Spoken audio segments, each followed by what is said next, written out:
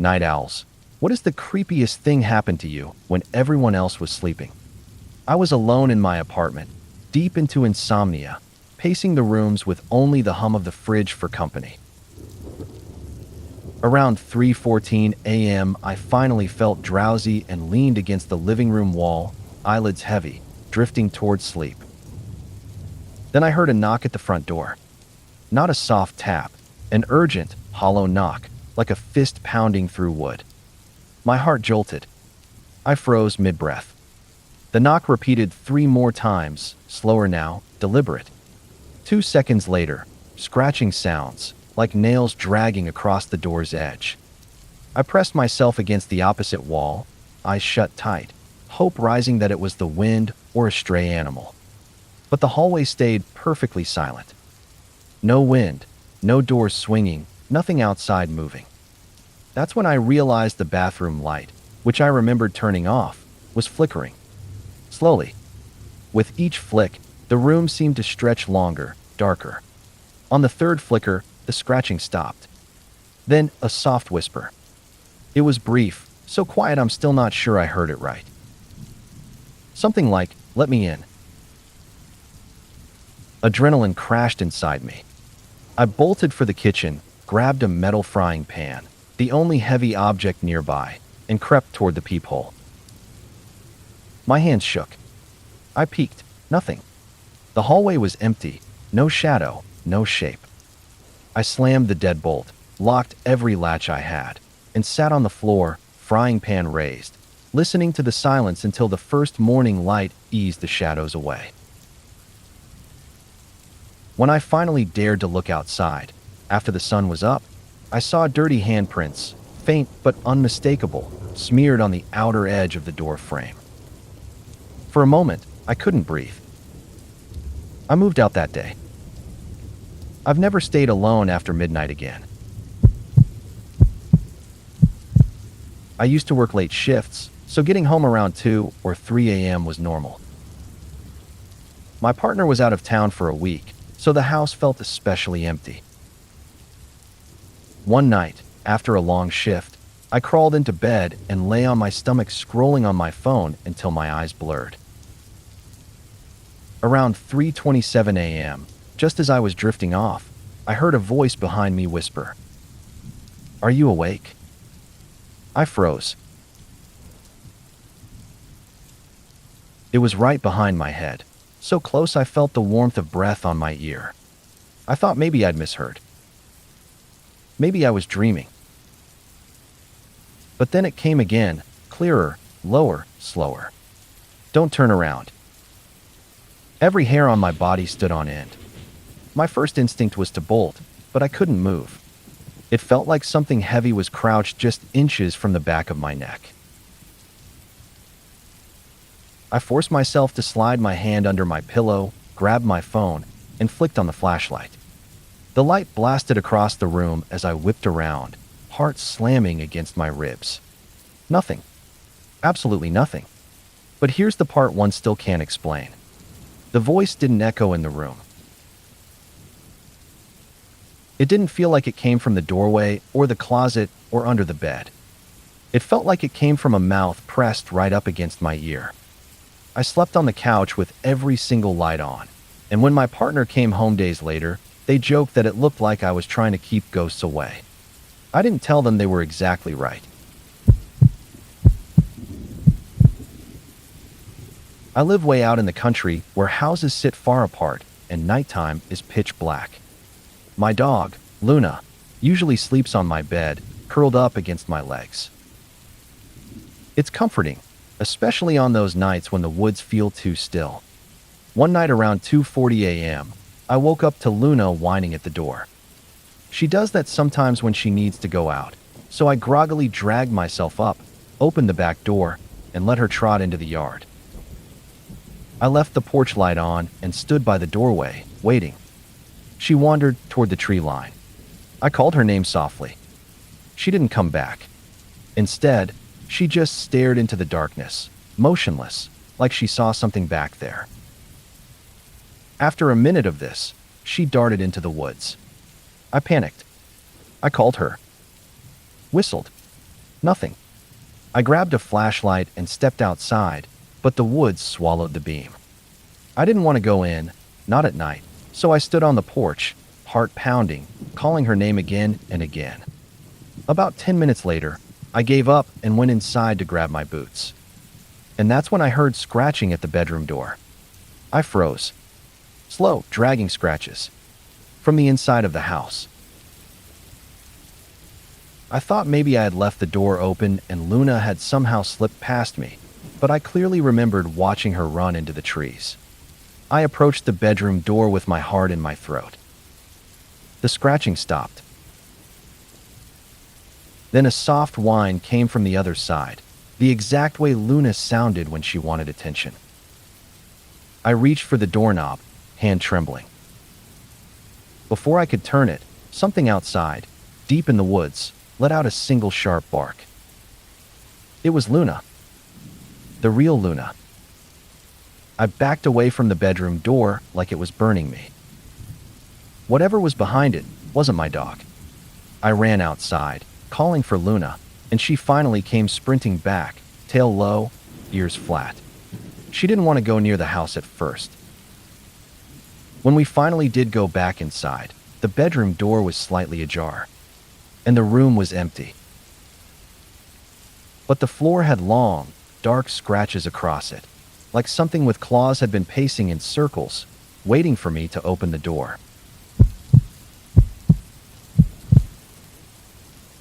I was the only one awake in my house, as usual. Insomnia hits me like a truck, so I've learned to live with the pattern. Everyone else asleep by midnight, me wandering around at 3 or 4 a.m. like some kind of ghost.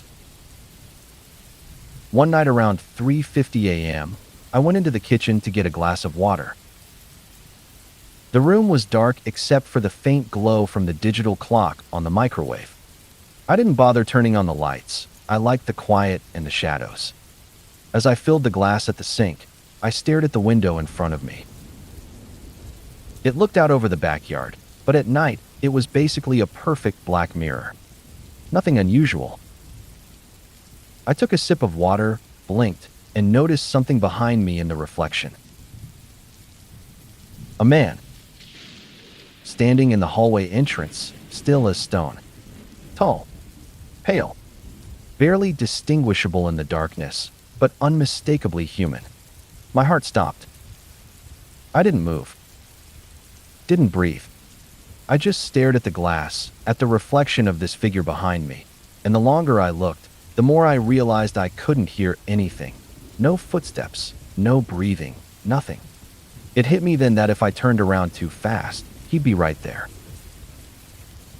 So I lowered the glass very slowly, and without breaking eye contact with the reflection, I reached my free hand toward the light switch on the wall beside me. Before I could touch it, the man in the reflection tilted his head in an unnatural, jerky little angle, as if he was curious what I was doing. I choked on a breath. My fingers brushed the switch. I flipped it. Light flooded the kitchen. I spun around. The hallway was empty. Every muscle in my body locked, but I forced myself to check every room, every closet, even under the furniture. Nothing. Nobody. But when I returned to the kitchen, my glass of water was on the floor, upright, as if it had been placed there gently. I know I didn't put it there. I had it in my hand. I don't use that sink at night anymore. And I cover the window with a towel, just in case the reflection decides to show me something else. I used to rent the bottom half of an old 2-story farmhouse. The upstairs was supposed to be empty. The landlord used it for storage, and the only entrance to it was a locked door in my living room.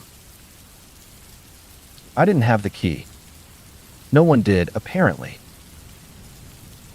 One night, around 2:30 a.m., I was lying on the couch scrolling on my phone when I heard something I'd never heard before in the months I'd lived there. Footsteps. Directly above me. Slow, dragging footsteps crossing the upstairs floorboards. I sat up instantly, phone screen lighting my face. The house was dead silent except for the creaks overhead, steady, deliberate, like someone pacing in a small circle. I told myself it had to be an animal. Squirrels or raccoons, maybe. But these weren't random scurrying sounds. These were heavy, single steps. Human steps. Every time the footsteps reached the spot above the locked door, they stopped. Then, after a few seconds, they'd start again, drifting back across the room. After 10 minutes of that, something new happened. The locked door rattled. Just once. Then again. Harder. Like someone on the other side wanted out. The footsteps moved closer to the door. Stopped directly above it. Silence. Then 3 slow knocks on the inside of the ceiling above me, as if someone tapped with their knuckles, perfectly spaced apart. I nearly threw up from fear. I didn't sleep that night. I sat with every light on, staring at the locked door until sunrise. The next morning, I called the landlord. He came over with the only key he claimed existed. The door hadn't been unlocked in years. Dust undisturbed. No footprints. No signs of animals. Nothing. But the weirdest part? The landlord shut the door, locked it, and jiggled the knob to make sure.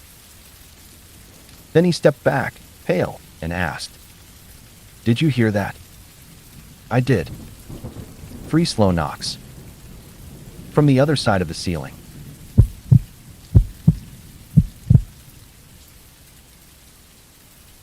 I live alone in a tiny studio apartment where every noise is obvious. The fridge hums, the heater clicks, the pipes groan. I know all of it. I've heard it all 100 times. Which is why, when something new happens at 4 a.m., it's impossible to ignore. One night, I was lying in bed, half asleep, when I heard breathing. Slow, steady, almost controlled. At first, I thought it was me. But then I noticed something that made my blood run cold. The breathing wasn't matching my own. Mine was fast, shallow. This breathing was deep, heavy, and rhythmic. And it wasn't coming from the room. It was coming from the air vent above my bed. I sat up, staring at the vent grill. The breathing stopped. I held my breath to listen. Then I heard a whisper, faint but unmistakable, drifting down from inside the duct. "Are you awake?" I scrambled out of bed so fast I slammed my leg into the nightstand. I grabbed the nearest thing I could use as a weapon, a metal water bottle, and backed into the corner of the room, staring at the vent like it might peel open. Silence. Then another voice whispered through the vent, but this one sounded farther away. "Chill. They're listening." I bolted out of the apartment and spent the night sitting in my car with every light on, shaking until sunrise. I told maintenance the next day there had to be an animal in the ventilation system, maybe raccoons or something. They opened the vent, checked every duct in the building, even used a small inspection camera. Nothing. Not a scratch, not a nest, nothing living. But that night, when I got back from work and opened my apartment door, the place was freezing cold, like the air conditioner had been blasting all day. Except the AC was off. And when I closed the door behind me, the air vent above the bed rattled gently, almost like someone had shifted inside it.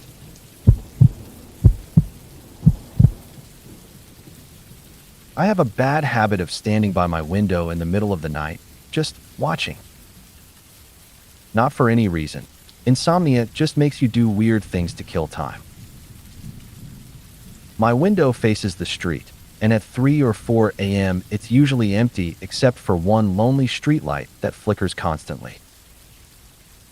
One night around 3:12 a.m., I noticed someone standing directly beneath that streetlight.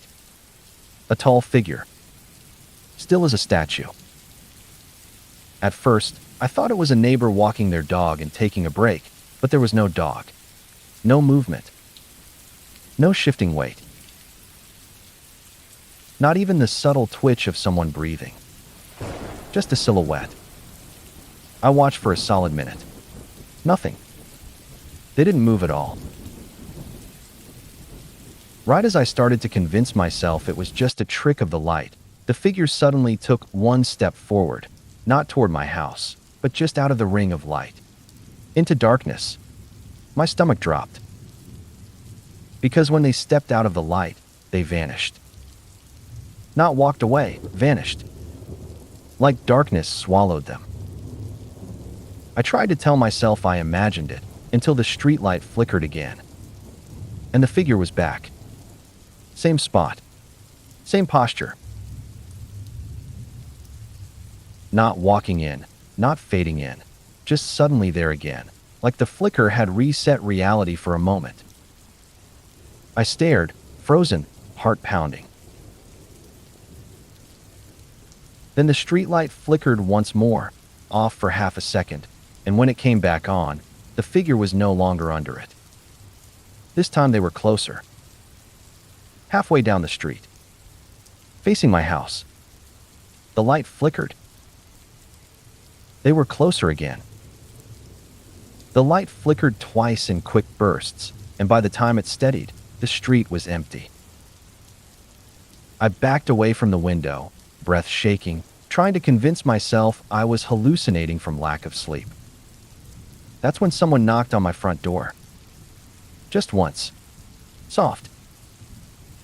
Like they wanted me to know they were there, but didn't need to rush. I stood frozen until sunrise. When I finally worked up the courage to open the door, there was nobody on the porch. But the streetlight at the end of the road, the one that flickers, was completely burned out. It hasn't turned on once since that night. I've never liked my bedroom closet. It's one of those old sliding door ones that never quite closes all the way, no matter how hard you pull it shut. There's always a small slit of darkness showing through. At night, I usually toss a jacket over the gap, so I don't have to look at it. One night around 3 a.m., I woke up thirsty and went to get some water. When I came back into my room, I noticed the jacket had fallen off the closet door. The gap was wider than usual, maybe 2 inches. I stared at it for a long moment. Too long. As I crawled back into bed, I heard something from inside the closet. A soft, rhythmic tapping. Almost like fingernails tapping wood. 3 taps. Pause. 3 more. I told myself it was the house settling. I pulled the covers over my head and tried to breathe evenly. Then the tapping stopped. And something exhaled inside the closet. I froze. Eyes open in the darkness, heart pounding so hard I could hear it. I didn't move. Didn't even blink. And after a few seconds, the breathing changed, slow and shaky, like someone trying not to be heard. I watched the closet door. The gap grew wider. Not all at once, slowly, like fingers were pushing the door open just a little at a time. I couldn't scream. I couldn't speak. I just watched that slit of darkness widen until I could see a shape crouched low, too low to be a person, its limbs bent wrong. Its face, or what I think was its face, pressed close to the gap, inches from the opening. I don't know how long we stayed like that, both of us staring at each other through that tiny space. Then it whispered, in a voice like a child trying to imitate an adult. I thought you were asleep. I ran out of the room so fast I scraped my shoulder on the doorway. I slept on the living room floor with all the lights on until morning. When I finally checked the closet at sunrise, it was empty. But the door was fully open. and the inside of the wood frame had deep scratch marks on the inside, like something had been gripping it to pull itself out. I used to live in a narrow 3-story apartment building with an old wooden stairwell that echoed like crazy. You could always tell when someone was coming or going. Even quiet footsteps carried all the way up. One night, around 2:45 a.m., I was heading down to get a package I'd forgotten in the lobby. I didn't turn the stairwell light on because I knew the steps by heart, and honestly, I liked the quiet darkness. It felt peaceful. Halfway down the first flight, I heard someone breathing below me. Slow, shaky breathing, like someone was trying hard not to cry. The sound drifted up from the landing between the first and second floors. I stopped moving, gripping the railing. The breathing stopped too. I cleared my throat softly, thinking maybe a neighbor was having a rough night. That's when a woman's voice whispered from the darkness below. "Don't come down here." It wasn't angry. It wasn't threatening. It was terrified. I stood frozen. The voice trembled, like whoever it was inches from breaking. I barely managed to whisper back, "Are you okay?" The stairwell went silent. Then, very quietly, like her mouth was pressed right against the wood, "He's still here." A sudden creak echoed up, the unmistakable sound of weight shifting on the step directly below the landing. Someone else was in the dark with her. I backed up one step. The wood groaned under my foot, and instantly both sets of breathing stopped, hers and his, whoever he was. In that dead silence, I heard a soft scraping sound, like fingertips brushing the step just below me. Slow, dragging, deliberate. I didn't wait. I ran back up the stairs so fast I nearly slipped. I didn't stop until I slammed my apartment door and threw the lock. I pressed my ear to the door, shaking, and for a few seconds I heard nothing. Then, from the stairwell, drifting up through the cracks around my doorframe, came the woman's voice again. "Don't open it." Not loud. Not panicked. Just a trembling warning. I didn't move until sunrise. When I finally checked the stairwell the next morning, it was empty. No neighbors out early, no strangers, nothing. But the dust on the landing had 2 sets of footprints. One normal, and one where every step ended in long drag marks, like something had been pulled along with each movement. I just moved into a small attic apartment, the kind with low ceilings and weird little angles everywhere. It was cozy, but the place had one flaw. The bedroom door didn't latch unless you slammed it. I never bothered. I lived alone. One night, around 3 a.m., I woke up to total silence. No cars outside, no neighbors, nothing. The air felt too still. I rolled over, trying to fall back asleep.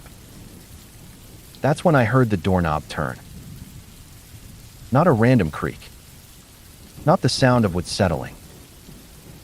The metal knob twisted, slow and deliberate, like someone was gripping it from the other side. I sat up instantly. My heart hammered as I stared into the dark shape of the door. The knob stopped midway, hesitated, then turned the rest of the way to the open position.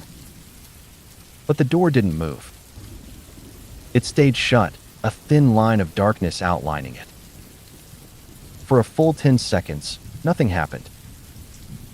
Just me, frozen in bed, and the door half unlatched. Then the knob released with a soft click, like someone had gently let go. I whispered, "Who's there?" even though I knew no one should have been. Silence. And then, from right behind the door, so close the wood seemed to muffle it, A long exhale, slow and shaky, as if someone had been holding their breath the whole time. I leapt out of bed, slammed the door, and shoved a chair under the handle. I stayed awake until sunrise, light on, listening for even the tiniest noise. When morning finally came and I opened the door, the hallway was empty. But the doorknob was still warm. I used to take long walks at night to clear my head. My neighborhood was quiet, safe, and mostly empty after midnight. Streetlights flickered on a timer. The air always felt cool, and I liked the peace of it. One night, around 2:10 a.m., I was walking my usual loop, down the main road, across the little bridge, then back toward my building. It was calm, almost comforting. Halfway through the walk, I heard footsteps behind me. I didn't think anything of it at first. Probably another night owl, maybe someone walking their dog, maybe a jogger. But when I slowed my pace, the footsteps slowed too. When I stopped completely, the footsteps stopped. Exactly when I did. I didn't turn around. Something in my gut told me not to. I started walking again, faster now. The footsteps behind me matched perfectly, not close, not far, just synchronized. Like they were copying the rhythm of my steps. I cut down a side street to see if they'd follow. They did. Every turn I took, every change of pace, every tiny hesitation, the steps mirrored mine like an echo chasing me. I reached the small bridge and forced myself to look over my shoulder. No one was there. But the footsteps kept going, clear as day, circling me, pacing around the bridge in a slow, perfect loop. I froze on the spot while the invisible footsteps completed one full circle, crunching gravel beside me, then stopped right behind me. So close I swore I felt warmth between my shoulder blades. I walked home without looking back, steps matching mine the entire way, always just slightly behind, always in sync. When I finally reached my building and stepped inside, the footsteps stayed outside, right beyond the threshold, like something was standing just out of sight. The moment I closed the door, the footsteps took one step forward, a single, heavy thud against the front steps. And then silence. I didn't walk at night again.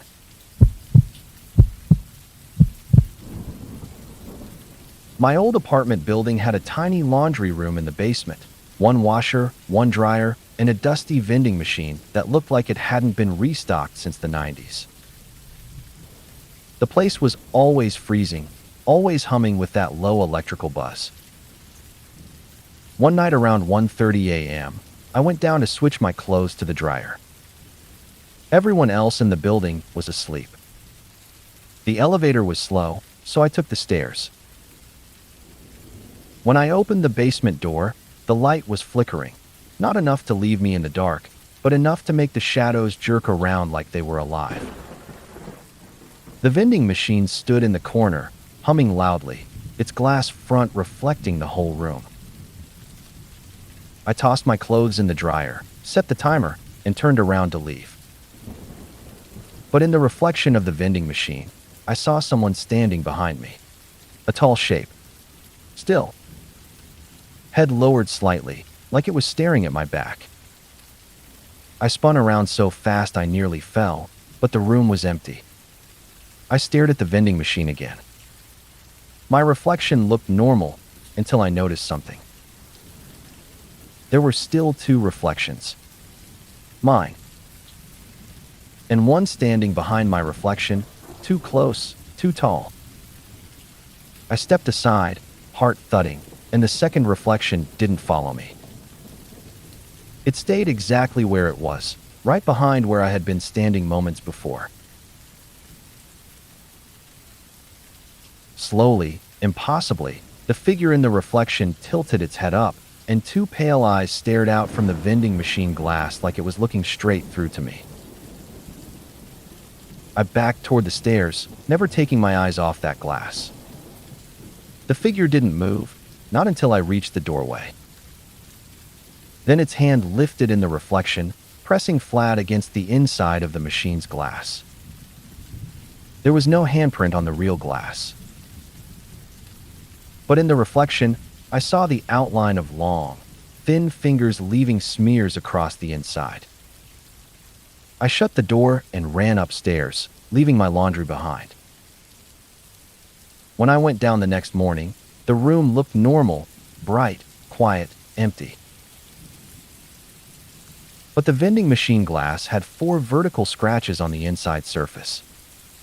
They hadn't been there the night before. In the old house I grew up in, the hallway outside my bedroom had always been the same. 3 doors. One to the bathroom, one to the linen closet, one to the attic stairs. I could walk it blindfolded.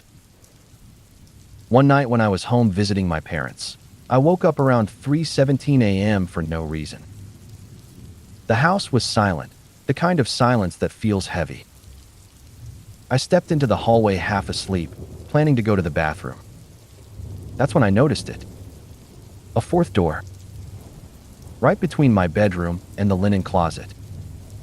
Just there. Like it had always been part of the house. It looked old, older than the others. The wood was darker, the paint peeling, and the doorknob was a dim brass that didn't match anything else.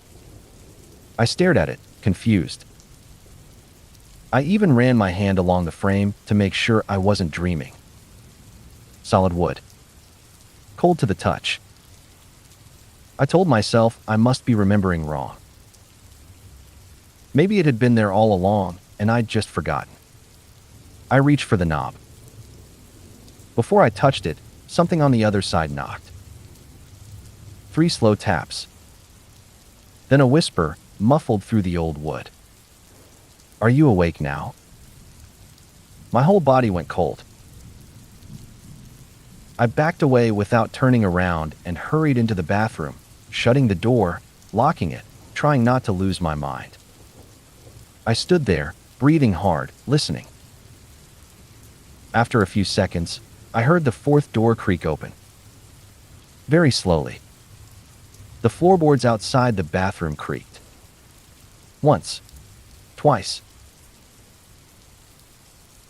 Then something stopped right in front of the bathroom door, on the other side, and the doorknob gave the faintest rattle, like someone was trying it gently, testing if it was unlocked.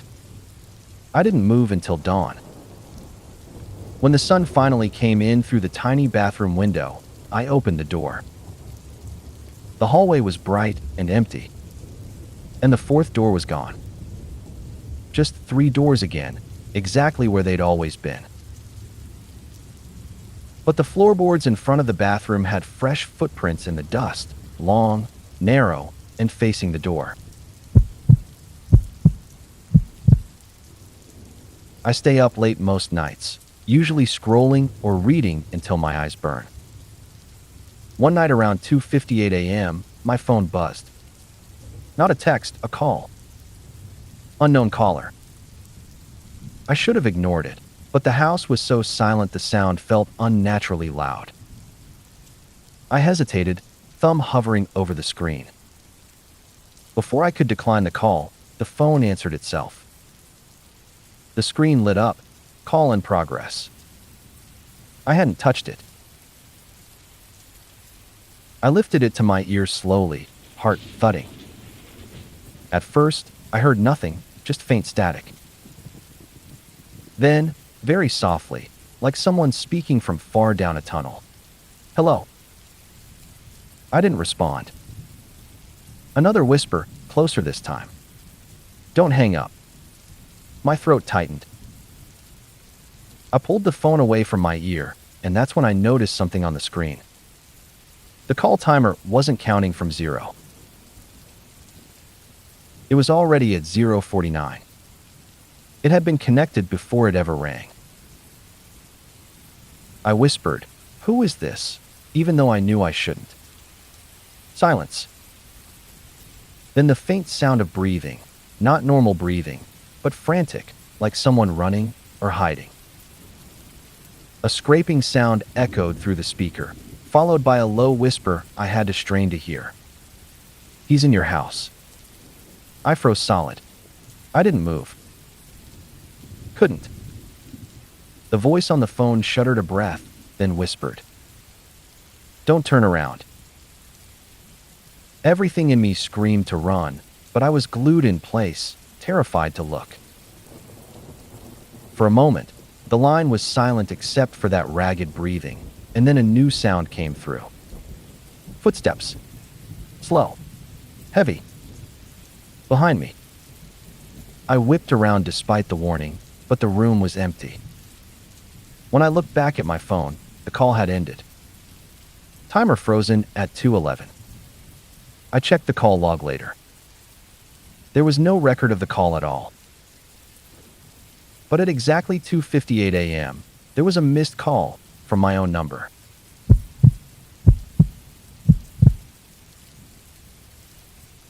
I live on the second floor of an apartment building, so at night, the streets below are usually empty and quiet. One night around 3:03 a.m., I was lying in bed scrolling on my phone when I heard it. Knock, knock, knock. Soft, deliberate, coming from the window next to my bed. At first, I thought it was a branch brushing the glass. I froze and listened. The knocking stopped. I let out a breath and tried to ignore it. Then it came again. 3 slow knocks, perfectly spaced. I told myself it was impossible. No one could be outside at this hour. My balcony was too narrow for someone to stand there, and I'm on the second floor. I sat up and peered through the blinds. Nothing. The balcony was empty. The street below was empty. Nothing moved.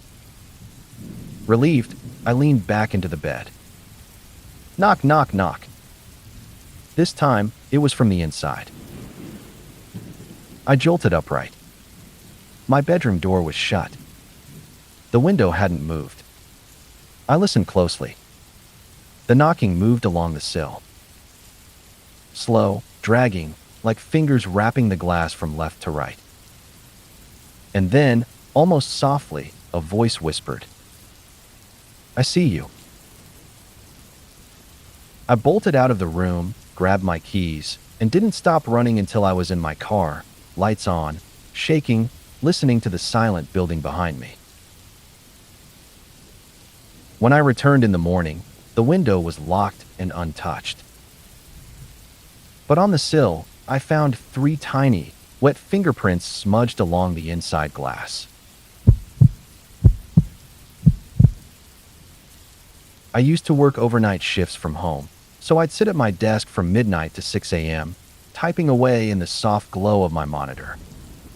The rest of the house stayed dark. Still. Almost frozen. Across from my desk was the living room. I kept the lights off in there to save electricity, so all I'd see beyond the doorway was a dim outline of furniture.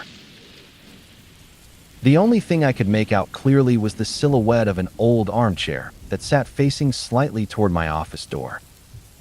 I never used that chair. It belonged to the previous tenant, and something about it always felt out of place. Too tall. Too narrow. Like it was shaped for someone who wasn't shaped quite like a person. One especially quiet night around 4 a.m., while reviewing a long set of documents, I glanced into the living room as I usually did. The chair was empty. I went back to work. About 10 minutes later, I glanced again, just a casual, absent-minded look.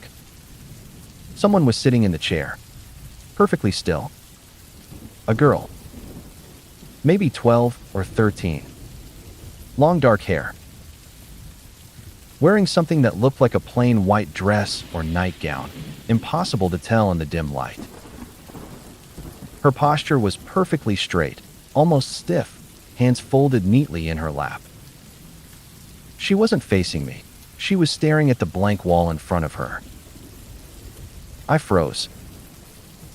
My first instinct was that I was hallucinating from lack of sleep. So I blinked, leaned back, rubbed my eyes, looked again. She was still there, unmoving. I didn't get up. I didn't call out. I just sat perfectly still, watching her from my desk, afraid that if I acknowledged her presence, even with a whisper, something would change. Minutes ticked by. She never shifted, never breathed visibly, never turned her head. Finally, convincing myself it had to be a trick of the light, I closed my laptop and stood up from my desk, very slowly. I edged closer to the doorway, keeping my eyes on the chair. As I approached, the shadows rearranged themselves just enough to show me the truth. The girl wasn't sitting in the chair. She was sitting in front of it, directly on the floor. Her body perfectly aligned with the silhouette of the chair, so from the office doorway, she appeared seated. But now that I was closer, I could see her knees pulled up to her chest, her arms wrapped around them, her head bowed slightly forward, like she'd been curled there for a very long time. I thought I was going to faint. I tried to back away slowly without making a sound, my heart pounding so hard it made my vision pulse. But halfway through my retreat, something caught my eye. The carpet beneath her was slightly indented, not just in the shape of her body, in the shape of several bodies. Like people had been sitting in that exact spot, in that exact posture, night after night. As if that place, that position, had been worn in. I finally pulled myself back into my office, shut the door, and waited for sunrise, staring at the crack under the door, terrified I might see a shadow pause there. When morning finally came, I opened the door and forced myself to look. The girl was gone. The chair was exactly where it always had been. But the carpet in front of it, the place she'd been, was bare. Not indented anymore. Not worn. Completely smoothed over, like it had never been touched. As if whatever sat there had taken the imprint with it when it left.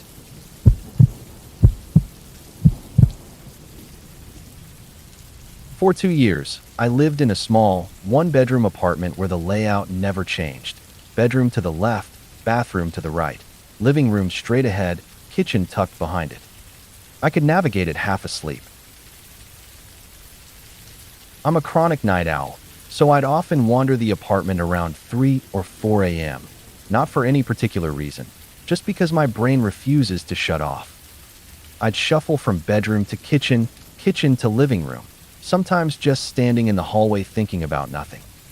One night, around 3:40 a.m., I got out of bed to get some water. I walked down the short hallway into the living room, reached for the lamp on the left side table, and my hand brushed empty air. The lamp wasn't there. The table wasn't there, either. I blinked a few times, trying to adjust to the dark. My brain insisted I was standing in the living room. I could see the shape of the couch, the outline of the coffee table, except everything was in the wrong place. The room was backwards. The couch was on the opposite wall. The coffee table was rotated. The window I always kept on the right side was now on the left. It wasn't a mirror image, either. That would have at least made sense. This was a sloppy rearrangement, like someone who didn't fully understand the layout was trying to recreate it from memory. Still groggy, I walked carefully through the room, telling myself I'd stayed up too long and gotten disoriented. I found the kitchen doorway, except when I stepped through it, my foot hit carpet instead of tile. I was back in the hallway. Not the kitchen. The hallway was the one place I was absolutely certain of, one straight line, nothing else. Bedroom on one side, bathroom on the other. Except now there were 3 doors. The new door had a faint outline of light behind it, like a room existed there, a room that absolutely, undeniably hadn't been there earlier that night. Every instinct in my body screamed not to open it. Instead, I backed away slowly, step by careful step, until my hand touched the familiar edge of my real bedroom door. I slipped inside, shut it, and sat on the floor with my back against it, staring at the bottom gap for what felt like hours. When morning came, I finally cracked the door open. There were only two doors again: bathroom and living room. The living room was back to normal. No third doorway. No strange arrangement. Nothing out of place. I almost let myself believe it had been some bizarre half-dream, until I noticed something on the carpet just outside my bedroom. A perfect rectangle of clean fibers. As if something heavy, like a door I'd never seen before, had pressed down there for a long, long time, and then been lifted.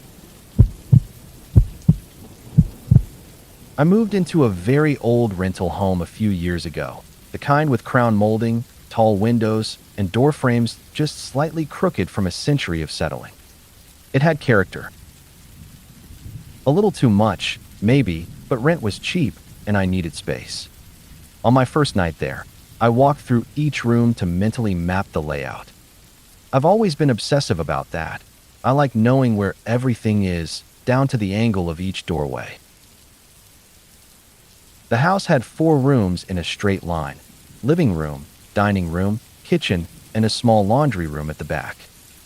A simple spine of connected doorways. I memorized it so clearly that I could picture the layout with my eyes closed. For the first week, everything was normal. Then one night around 3:30 a.m., wandering half awake to the kitchen for a glass of water, I stepped through the dining room doorway and stopped. The kitchen was gone. Not changed, gone. In its place was a long hallway stretching into darkness. I stood completely still, blinking hard, expecting my tired mind to snap the illusion away. But the hallway didn't budge. Still, I didn't hear anything. Nothing moved. Nothing shifted. The house was dead silent. Just a sterile, unnatural quiet that made the hair on my arms lift. I backed up one step into the dining room. The kitchen snapped back into place. Just there. Ordinary. Bright. I stared into it, breathing slow, trying to decide whether I'd imagined the hallway. Eventually, I convinced myself I had. Lack of sleep, stress, whatever. The next night, I walked back into the dining room again and peeked through the doorway. This time, the kitchen was there. Normal. But the fridge was on the opposite wall.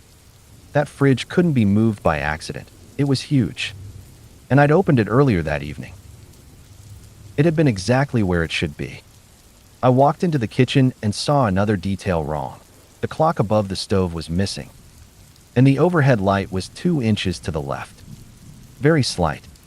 Subtle. But wrong. Wrong in a way that made my stomach twist. The house wasn't showing me hallucinations. It was changing the layout. Not all at once. Not dramatically. Just small shifts, like someone unseen was rearranging reality while I wasn't looking. I tried to ignore it. For weeks, the changes continued, barely noticeable things: a cabinet hinge reversed, a window sill a little shorter, the shape of a corner curved instead of sharp. I stopped trusting my memory. I stopped trusting the house. But the worst change came one night at around 4 a.m., when I stepped into what had always been the living room, the room I spent the most time in, and realized I didn't recognize it at all. Different wallpaper. Different molding. A fireplace where there had never been one. Windows arranged in a pattern I knew I had never seen before. And the photos on the mantle, frames I didn't own, showed people I didn't know. Families standing in rooms that looked familiar and unfamiliar at the same time. People smiling in hallways the house had shown me once, and then taken back. A woman holding a child in front of the crooked front door, except the front door of my house had never been crooked. Not until the next morning, when it suddenly was. That was the moment I realized the house wasn't just shifting around me. It was rewriting my memories to match the version of itself it wanted me to remember. The final night I spent there, I woke up at 3:17 a.m. with an image in my mind so strong it felt like nostalgia. A cozy den with green wallpaper, a wood stove, 3 low shelves of books. I could see it perfectly, like I'd lived in it for years. I'd never seen such a room in my life. But when I stepped out of my bedroom, I found myself standing in that exact den, every detail exactly as the memory insisted. And here's the part one can't explain, the part that haunts me most. I wasn't surprised. Somewhere in the back of my mind, I felt like I had always known it was there. Like the house had overwritten the truth so deeply that my brain simply accepted it. I left that morning. Packed a bag, walked out, never went back. But sometimes, when I wake up too early or fall asleep too late, I get flashes of rooms I've never lived in, but somehow remember in perfect detail, like the house planted them in me and they're still growing. I worry that one day, I'll wake up and find myself standing in a place that feels like home, even if I know it never was.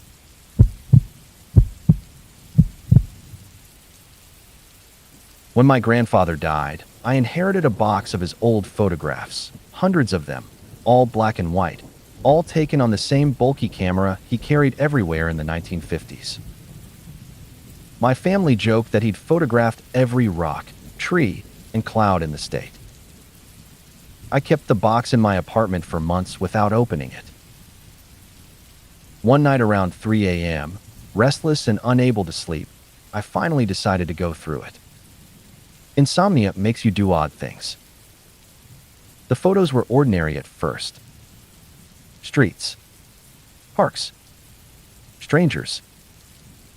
My grandfather smiling awkwardly near a lake. Everything had the gentle blur of old film. But after about 50 photos, I noticed something strange. A man appeared in one picture, standing near a fountain in the background. A tall man. Thin. Wearing a dark suit, hands at his sides, face blurred by the exposure. I didn't think much of it. Photobombers existed even back then. I kept flipping. 5 photos later, he was there again. Same posture, same suit, same distance from the camera, but a different location entirely. Then again. And again. Sometimes he stood on a sidewalk. Sometimes behind a group of people. Once near a park bench. Always the same stance. Always watching the lens directly. The more photos I sorted, the more he appeared. Never closer. Never farther. Always in the exact same proportion of the background. My grandfather had traveled all over the state in those years, hiking, fishing, visiting friends, but the man was in nearly every photo taken outdoors. Like he was accompanying him. Or following him. The creepiest part wasn't his presence.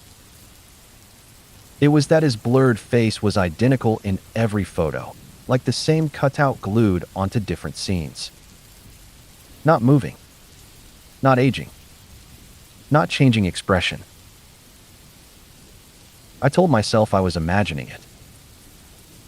That it was a trick of the light, bad photography, or my overtired brain. But then I found a photo that made my blood go cold. It was a picture of my grandfather sitting on a fallen tree, smiling at the camera. And behind him, in the exact same position as always, was the man, except something was different. The angles were wrong. The way the sunlight hit the scene made it clear. The man wasn't behind my grandfather. He was in front of him. Closer to the camera. But his feet didn't touch the ground. His shadow didn't exist. His edges didn't blur with depth.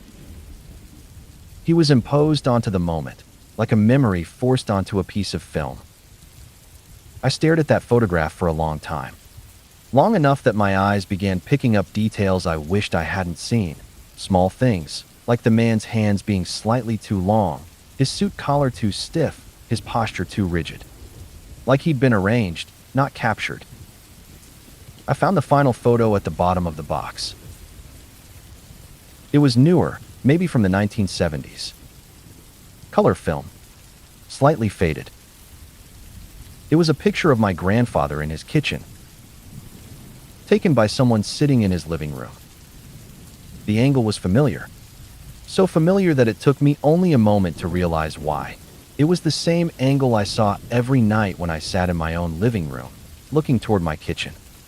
My stomach sank, and then I saw him.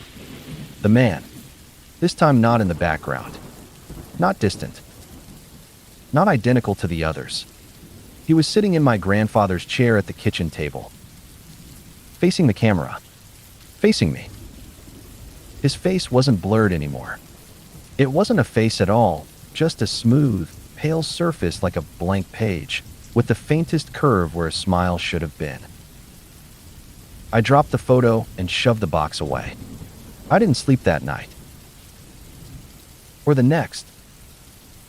2 weeks later, I decided to get rid of the whole box. But before I did, I took one last look at the final photo, the one with the man at the table. Something had changed.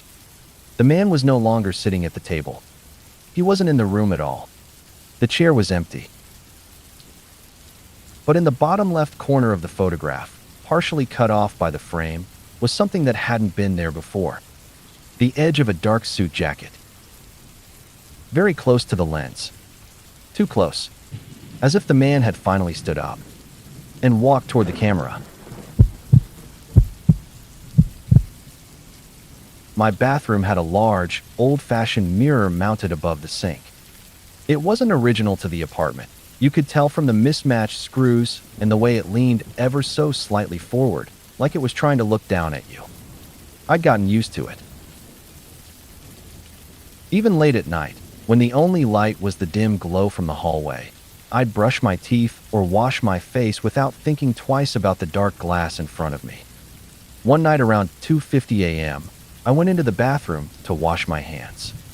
I didn't turn on the bright light, just the small lamp near the door, the one that barely illuminated anything. The rest of the apartment behind me was pitch black. I was drying my hands when I noticed something in the mirror. Me, of course, but behind me, faintly reflected in the darkness of the hallway, was a woman. She stood halfway down the hall, facing the bathroom. Her hair was long and dark, her dress loose and plain, her posture unervingly straight. I couldn't see her face clearly. The hallway light was too dim. I didn't move. I didn't turn around. I just stared into the glass, the way you sometimes do when you're hoping your eyes are playing tricks on you. She didn't move either. Her shape was so faint I thought I might be imagining her. So I leaned a little closer to the mirror. She leaned forward too. Not a reflection of me. A reflection of her. Her movement wasn't synced with mine.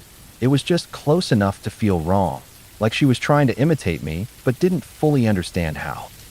I stood there frozen, looking into the mirror at the woman who wasn't supposed to exist. The longer I stared, the sharper she became. The dark hair, the pale dress, the way her hands hung too still at her sides. I finally worked up the courage to turn around. The hallway behind me was empty. When I looked back at the mirror, the woman was gone. I should have left the bathroom right then, but something about the mirror felt off.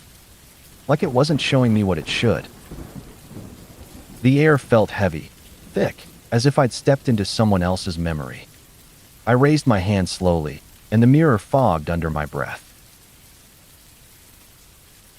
For a moment, it looked normal again, just a small, dimly lit bathroom late at night.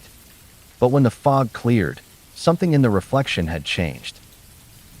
The hallway was visible behind me again, and the woman was back. This time, she was standing closer.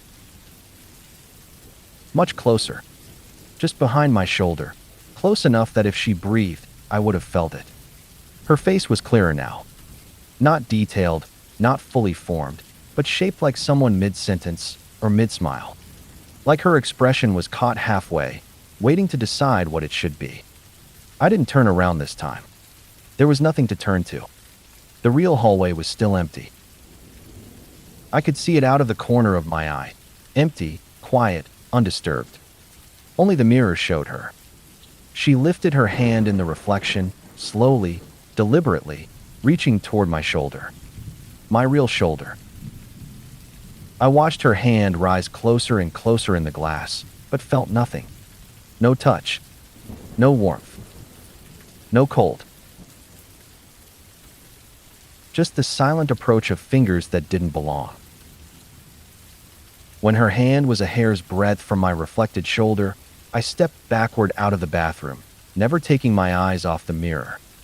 As soon as I crossed the threshold, the light flickered, just once, and she was gone. The mirror showed only me, pale and shaking, standing alone in the half-lit bathroom doorway. I removed the mirror the next day. Behind it, etched faintly into the wall, were 5 long streaks, as if someone had been dragging their fingers downward over and over from the other side of the glass. I used to work the night shift at a small university library, the kind of job where nothing happens after midnight except the hum of old lights and your own thoughts trying to keep you awake. Officially, the library closed at 10 p.m., but I stayed overnight to reshelve books, repair damaged ones, and handle inventory. By 2 or 3 a.m., the place always felt frozen in time. Dust hanging in the air. The green-shaded lamps glowing like little islands. Rows of tall shelves stretching into darkness. One night, around 3:15 a.m., I was working in the history section. I remember clearly because I was fixing a book titled Early Industrial Settlements, and I'd just written the new catalog number inside the cover. Everything around me was the usual quiet, soft yellow lamp glow, and nothing else. I walked around the end of a shelf to reshelve the book, and stopped. There was a woman standing at one of the reading tables. She wasn't doing anything. Just standing there, perfectly still, hands resting lightly on the back of a wooden chair, her posture calm and almost expectant.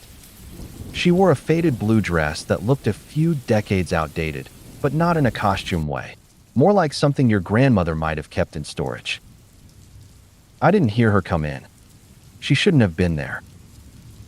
The doors had been locked for hours. But she wasn't surprised to see me. In fact, she wasn't looking at me at all. Her face was tilted down toward the table, as if she were reading something that wasn't actually there. I almost called out to her, but something in my chest tightened, a feeling that speaking would break something delicate. So instead, I took a single step backward. Her head lifted. Not fast. Not jerky. Just a smooth, slow tilt upward, like she'd been waiting for me to notice her movement. Her eyes didn't meet mine. They didn't focus anywhere. They looked unfinished, like the faint suggestion of eyes instead of actual ones. Like someone had drawn them lightly, but never filled in the details. And then, without changing expression, she gently pulled the chair back and sat down. Not like a person sits. More like someone remembering how to sit. I couldn't move. My pulse hammered in my throat, but the library stayed dead silent. She folded her hands in her lap and stared at the empty table, still and patient. Then I noticed something worse. She wasn't alone. 2 other figures stood farther down the row, half hidden in shadow. A man in an old sweater vest, slightly hunched forward. A young boy standing with both hands behind his back, feet together. None of them moved. None of them reacted to each other. They were spaced apart as if they had arrived at different times and were waiting for different things. All staring downward at empty chairs or empty tables. All quiet. All without any clear, finished faces. My breath felt loud in my own head, even though I wasn't making a sound. The air in the library felt heavy, thick, like it was pressing down on everything, compressing the silence. I stepped backward again. The boy's head turned. Not all the way. Not even halfway. Just a slight angle, like he was testing the motion, checking to see if it still worked. I backed up until I reached the reference desk. My hands were shaking so hard the pins in the jar rattled against each other, even though no sound escaped into the room. I didn't take my eyes off them. Slowly, one by one, they began to change position, not walking, not shifting weight, but simply being in new postures each time I blinked. The woman now stood behind her chair again. The man sat at a table that hadn't been pulled out. The boy was closer, though I hadn't seen him move. I decided right then that I was leaving. I grabbed my bag, headed for the employee exit, and didn't look back. The library stayed silent the entire time, oppressively, unnervingly silent. The next morning, I returned with my supervisor. Sunlight poured into the building, making it seem harmless again. Of course, the reading room was empty. But something had changed. The chairs at 3 separate tables were pulled out exactly as those figures had stood or sat. Each chair had deep impressions in the wooden floor beneath them, as though they'd been pressing down for a very, very long time. Far longer than the few minutes I'd seen them. My supervisor asked if I'd been rearranging the furniture. I said nothing. I still work night shifts in other places. But I will never again work in a building full of mirrors, windows, or, worst of all, empty chairs waiting for someone to sit in them. Especially when I'm the only one who's supposed to be there. I lived in a small apartment on the 3rd floor of an old building. The kind where the walls were thin, the windows rattled, and the ceiling had tiny cracks that the landlord claimed were normal settling. Most nights were quiet, the kind of quiet that makes you feel awake in ways the daylight never does. One night, I was sitting at my kitchen table around 2:40 a.m., sipping tea and scrolling on my phone. I liked these quiet hours. The city outside was silent, the streetlights casting long shadows across the walls. That's when I noticed something odd. The apartment directly above mine had its lights on. That wasn't unusual. People had their own schedules, but this time, the light wasn't moving the way a person moving inside would make it. It wasn't flickering from room to room or dimming like someone walking past lamps. It was constant, almost too steady, too deliberate. I shrugged and went back to my tea. But a few minutes later, I noticed shapes moving across the ceiling. I looked up. At first, I thought it was a shadow from the old vent fan above, but no. It was a figure, standing perfectly still, silhouetted in the ceiling light above me. The figure didn't have motion blur or distortion. It was solid, rigid, unmoving. I blinked, and it was gone. I went back to my phone, trying to convince myself I was tired. But the sensation of being watched was there, heavy and sharp. I decided to investigate. I went to the stairs to check the floor above. Quiet. Empty hallway. Apartment doors all closed. I pressed my ear to each door. Nothing. I even knocked lightly. Nothing. Returning to my apartment, I tried to laugh it off, telling myself it had been a trick of the light or a shadow from the street lamp outside. I sat back down at my kitchen table. And that's when I noticed something even worse.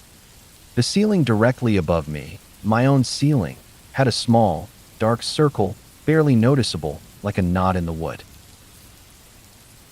But it wasn't part of the ceiling. It looked like a tiny hole. A perfect circle.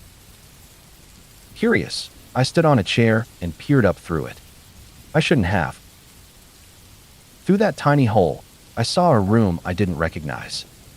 It wasn't the apartment above me. It looked older. The walls had peeling wallpaper, the furniture was outdated, and there was a single chair facing toward me. And sitting in that chair, perfectly still, was a figure. Dark hair, slumped slightly forward, hands in its lap. Its face, I couldn't see.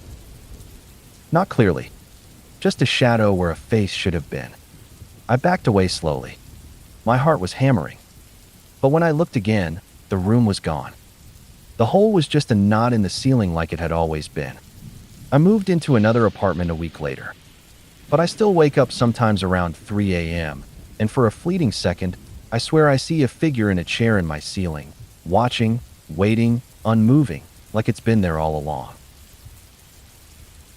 And I wonder, what would have happened if I had stayed and stared a moment longer?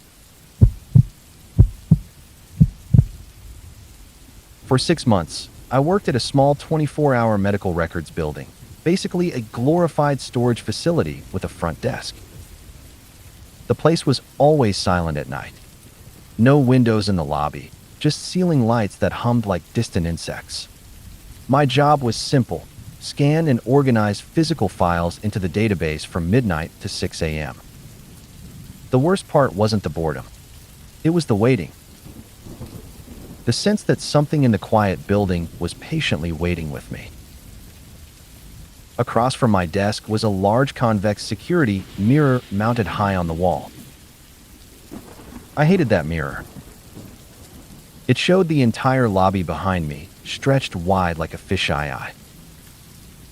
In the middle of the night, it always felt like I was being watched, but not by the cameras. By something using the mirror. One night at around 2:50 a.m., I took a break from scanning and leaned back in my chair. I rubbed my eyes, looked up at the security mirror, and nearly stopped breathing. Someone was sitting in one of the chairs in the lobby behind me. A tall man. Thin. Wearing a gray hospital gown. He sat with his knees together, hands over them, posture straight. Head slightly down. I spun around. The chairs were empty. I stared at the empty lobby, confused and nauseously aware of the silence pressing around me. No doors had opened. No motion sensor lights flickered. No breeze. Nothing. I turned back to the mirror. He was still there. Same posture. Same position. Like the mirror was showing me something that wasn't physically present, but was present in some other way. I stood up and walked slowly backward toward the lobby, keeping my eyes on the mirror. The man didn't move. He didn't even seem aware I existed. But as I got closer to the row of chairs, something strange happened. His head lifted a fraction of an inch in the mirror. Not in the real room, just in the reflection. Only the reflection. I stopped moving immediately. His chin raised a little more. Then a little more. The motion was painfully slow, careful, deliberate. Until his face was angled toward the mirror. Toward me. I forced myself to look directly at the row of chairs behind me. Empty. But in the mirror, the man's face was now fully visible. Except it wasn't a face. Just pale, blank skin. Smooth. Featureless. Like a mask waiting for a sculptor. I backed away toward my desk, never turning my back to the mirror. As soon as I sat down, the mirror shifted. It didn't move, but the reflection seemed to sharpen, focusing on me like a camera adjusting its lens. The man stood up. Only in the reflection. He didn't walk. He didn't drift. He simply shifted positions, one moment at the chair, the next moment standing halfway across the lobby in the mirrored world. But the real lobby stayed empty. I whispered, "No, no, no," even though the silence swallowed the words. Then he was closer again. A step nearer. Still only in the mirror. Each time my eyes blinked, he moved. Not during the blink. When my eyelids lifted again. Closer. Closer. Closer. Blank face. Long fingers. Silent. Patient. By the fifth blink, he was standing directly behind my chair in the mirror, tall enough that his blank face hovered above my shoulder. But the air behind me was empty and cold. I reached for the phone to call someone, anyone, but when I glanced at the mirror again, he was leaning down over the chair. His faceless head at my cheek. My eyes watered. My brain screamed that something was touching me even though I felt nothing. I closed my eyes for one long, terrified moment. When I opened them, the mirror showed only me. Alone. Nothing behind me. Nothing standing. Nothing watching. I quit the next morning. 2 weeks later, the building manager called and asked if I'd come pick up my last paycheck in person. I said sure. When I arrived, the lobby was brighter, cleaner, full of daytime life. And the security mirror was gone. I asked why. The manager shrugged and said, "Not sure. A cleaner dropped it last week. It cracked real weird, like something heavy hit it from the inside." He showed me the old mirror in the trash.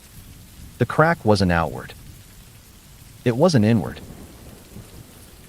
It radiated from the exact spot where the man's faceless reflection had last hovered behind me.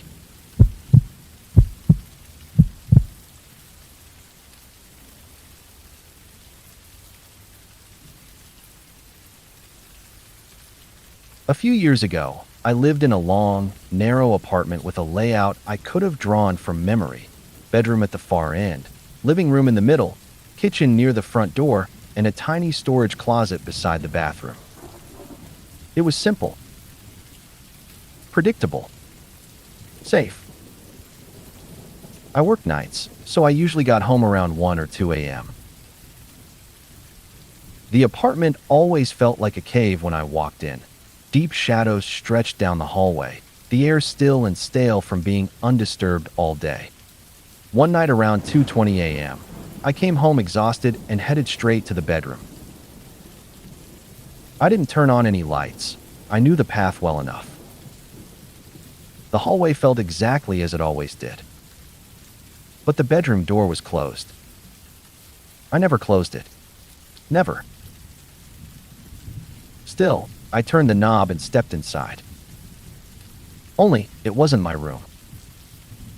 The dimensions were wrong. Too wide, too deep. The walls were a dull gray I'd never painted. There was a wooden dresser where my nightstand should have been, and on top of it rested a vanity mirror with ornate carvings I'd never seen in my life. A tall wardrobe stood where my bookshelf should have been. A heavy curtain hung over a window that didn't exist in my real apartment. And on the far side of the room was a bed. A bed I didn't own. I didn't move. I didn't breathe. The room was silent, unmoving, built from someone else's life entirely. I stepped backward into the hallway, heart pounding but body frozen cold. The door closed behind me. Not loudly. Not softly. Just closed. I didn't hear it. I only saw it swing shut out of the corner of my eye. The hallway was exactly as it should be. Bathroom door. Storage closet. Living room entrance. Everything was right. But the moment I grabbed the bedroom handle to throw it open, I stopped. The metal wasn't cold, like it always was. It was warm. Warm like someone's hand had just been resting on the other side. I opened the door again. My bedroom was back. Bed exactly where it should be. Bookshelf full of my things. Walls the right color. Window exactly where it belonged.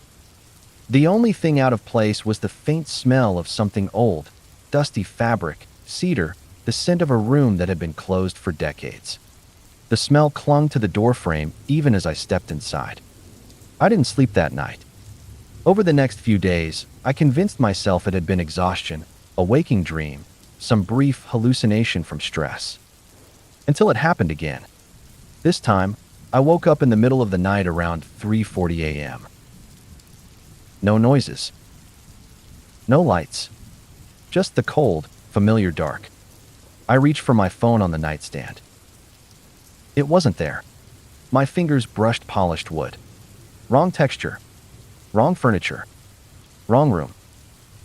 I sat up slowly. I was in that room again. Gray walls. Heavy curtains. Tall wardrobe. The other bed. Always the other bed. But now, something was new. The wardrobe door was open. Not wide. Not inviting. Just a sliver, enough to show darkness inside, thicker and deeper than a normal wardrobe should have. Like the inside led somewhere else. I stood up and reached toward the bedroom door. The floor felt wrong under my feet, too smooth, too cold, like stone instead of laminate. When I opened the door, the hallway outside was not my hallway. It was longer, darker, stretched in unnatural proportions, like the house was exhaling slowly, expanding around me.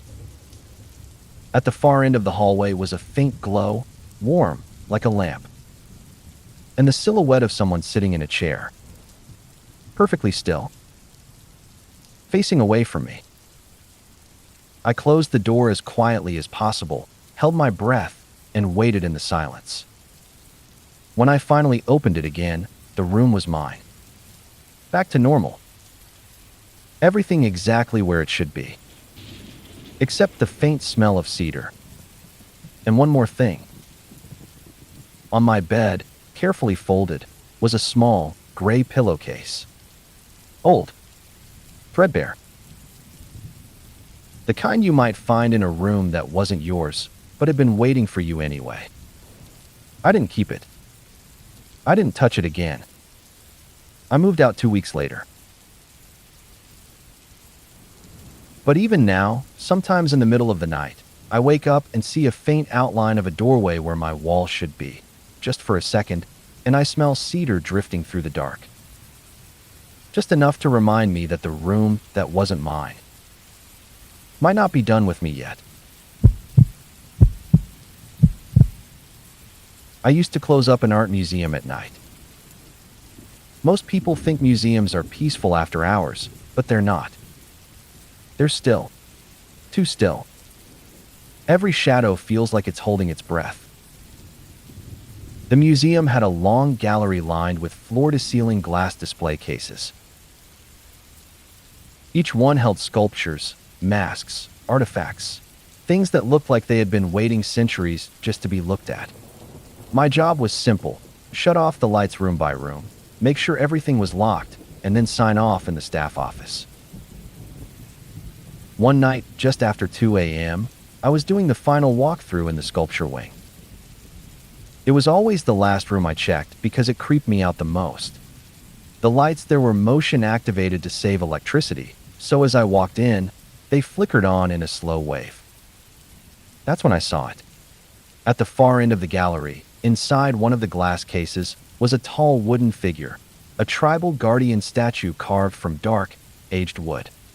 Except, it wasn't one I recognized. I'd cataloged every piece in that room. Every sculpture. Every item. Every empty pedestal. This one hadn't been there earlier that night. It stood with its arms at its sides, face elongated, features carved in sharp, severe lines. Its eyes were deep recesses, empty, but shaped as though something should have been inside them. I walked toward it slowly, telling myself that someone must have moved it from storage and forgotten to log it. But as I got closer, I saw something worse. The glass door to its case was locked from the outside. There was no way anyone had placed the statue there without unlocking the case. I stepped up to the glass, peering in. The statue's body was straight, but the head was tilted just a fraction. Not enough to be a dramatic pose. Just enough to feel like it was looking directly at the glass. At me. I swallowed hard and turned away, deciding I'd check the cataloging system in the office. Maybe I'd forgotten something. As I walked back through the hall, I glanced at the glass cases on either side of me, more out of habit than fear. That's when I froze. In the reflection of one of the cases, the tall wooden statue was standing several feet behind me. Not in the case. Behind me. Close enough that if it breathed, I would have felt it on my neck. I didn't turn around. I didn't move. I just stared at the reflection, praying it was a trick of the light. But the reflection didn't flicker, didn't waver, didn't distort. The thing behind me was clear and unmistakable, its carved head still slightly tilted, as if studying me the way people study paintings. I took a single slow step forward. The reflection did not follow. The statue did not disappear. It simply shifted just a little. The tilt of its head changed. Sharper. More deliberate. I forced myself to walk out of the gallery, steady, not looking left or right. The reflection watched me leave until the wall cut it off. In the staff office, I checked the inventory logs. Nothing new had been added to the sculpture wing. Nothing moved. No notes, no emails, no deliveries. I looked up at the security camera feed for the gallery. The case that had been empty earlier now showed the statue inside, motionless, head still tilted, as though it had never been anywhere else. I stared at the screen for 10 minutes. The statue never moved, not even a centimeter. The next morning, I told my supervisor what I'd seen. He laughed and said old sculptures play with your depth perception. But when he walked me back to the gallery to check the case again, something was wrong. Inside the glass was the wooden statue, but its head was no longer tilted. It faced straight forward, perfectly aligned, as if it wanted to look like it had always been that way. I didn't stay at the museum long after that. On my last night, I walked past that same glass case on my way out. The statue was gone. The lock on the case was still closed. Still intact. Not forced. And in the faint reflection on the glass, warped by the curvature of the pane, I saw a tall, dark shape behind me. Just for a moment. Then it leaned ever so slightly out of view, as though stepping aside. As though it knew I was leaving, and that it didn't need to watch me anymore. It was 3:42 a.m., and I was the only one awake, watching some old late-night show on my laptop while the rest of my family slept. The glow from the screen was the only light in the room. That's when I heard it, a soft, dragging noise coming from right beside my bed. At first I thought it was my cat, but she was curled up on the floor on the far side of the room. I froze. The dragging came again, this time slow, deliberate, like something heavy being pulled. I turned my head very slowly, trying not to make a sound. The corner of the room, shrouded in near darkness, rippled with the shape of a hunched figure. It was wrong. It was too lanky, too long-limbed, and too still to be human. No face I could see, only darkness. The shape slowly drifted an inch closer to me and paused, like it was smelling the air. My heart felt like it might burst out of my chest. I snapped the laptop shut. Light vanished. Silence. I didn't breathe. I didn't blink. I waited dozens of seconds before I dared to turn on the lamp. The room appeared empty. The window was locked. My cat was still sleeping in the exact same spot. I left the room that night and didn't return until sunrise.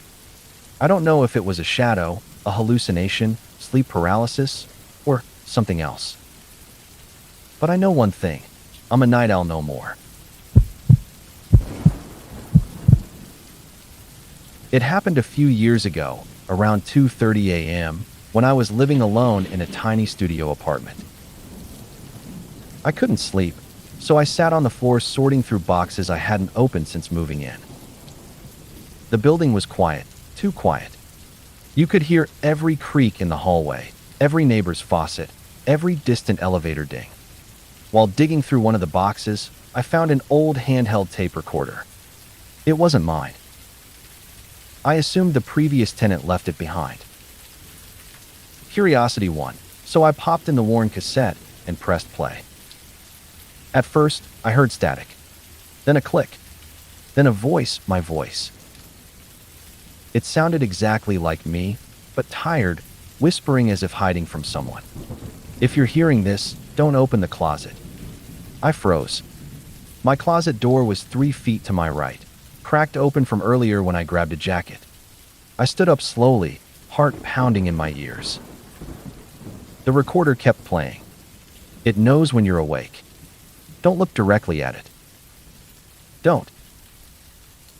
The tape cut off with a messy, abrupt sound, like the recorder had been swatted out of someone's hand. I stared at the closet door.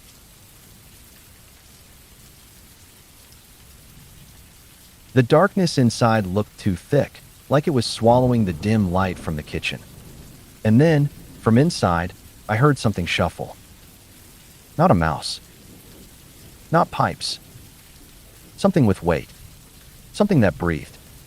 I grabbed my keys, left the apartment barefoot, and didn't stop walking until I reached the street. The next morning, when a friend came back with me to check it out, the closet was empty. The tape recorder was gone. The only thing left inside the apartment was the faint sound of slow breathing, coming from nowhere and everywhere at once. I've always been a night owl. Back then I worked overnights, so I'd get home around 3 a.m. and stay up till unwind. One night, I was sitting in my living room with the TV off, just scrolling on my phone. The only light was a small lamp behind me. Out of nowhere, my apartment intercom buzzed. Not a polite buzz, someone was leaning on it, holding the button down. It was so loud it vibrated the wall. I froze. Nobody ever used my intercom. You had to get through 2 locked doors just to reach it. I walked over and pressed the listen button, expecting to hear some drunk person mumbling the wrong apartment number. Instead, I heard breathing. Slow. Heavy. Deliberate. Who is it? I asked. No response. Just the breathing. I hung up. The buzzer immediately went off again, this time in short, rhythmic bursts, like someone tapping a pattern. Tap, tap, tap. Tap, tap, tap. I didn't recognize the pattern, but it made my stomach twist. I called building security. They said they'd check the front door. While I was on the phone, the buzzer stopped. About 20 seconds later, someone knocked on my apartment door. 3 knocks. Soft but slow. Like whoever was on the other side wasn't in a hurry. Security called back a minute later and said nobody was at the front entrance, and the outer doors were locked as usual. But the knocking continued. Same rhythm. Same patience. 3 knocks. Pause.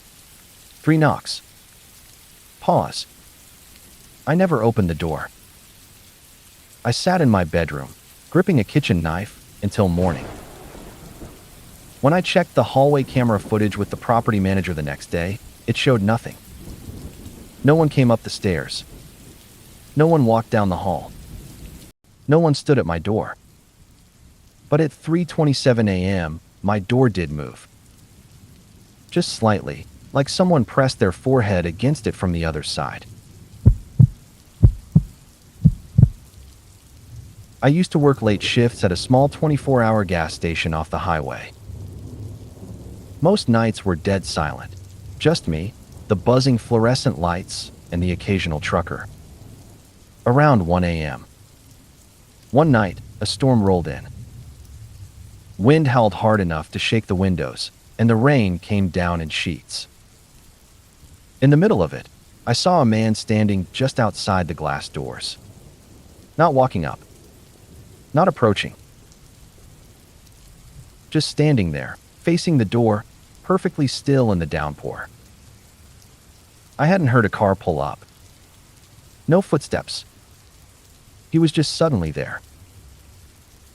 He wore a soaked hoodie with the hood up, and his head was bent forward so I couldn't see his face. I figured he needed help, so I stepped forward and raised my hand to signal I'd unlock the door. Before I even touched the latch, he tilted his head sharply, like he had heard something behind him, except there was nothing behind him but darkness and rain. Then he pressed his hand flat against the glass. That's when I noticed it. His fingers were way too long. Not freakishly so, just noticeably wrong. I backed away. "Sir, are you okay?" I called through the glass. He didn't answer. He just slowly leaned his forehead against the door, hard enough that I could hear it.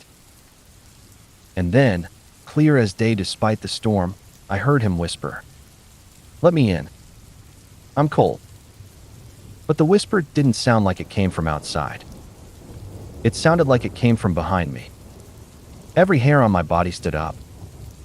I spun around, no one there. When I turned back to the door, the man was gone. Just gone. No footsteps. No car. Nothing but wet pavement and the fading imprint of his hand on the glass. I locked myself in the back office for the rest of my shift. Security footage later showed the door opening about an inch at 1:04 a.m. No one touching it. No one standing there. Just the door, slowly, carefully pulling inward.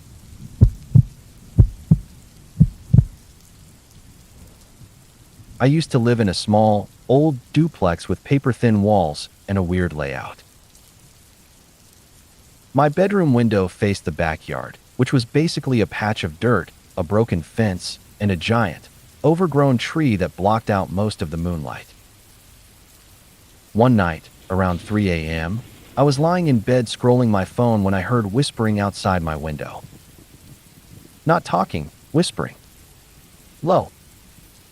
Fast. Urgent. I froze. My window was only a few feet from the ground, and the blinds were halfway open.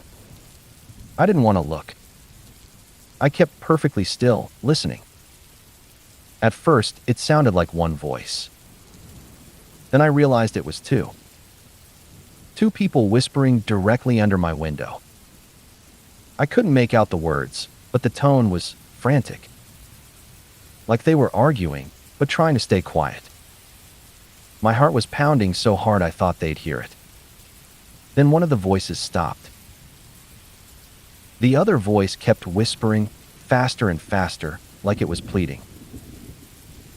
A moment later, I heard something drag across the dirt, quick, short, like a foot being pulled.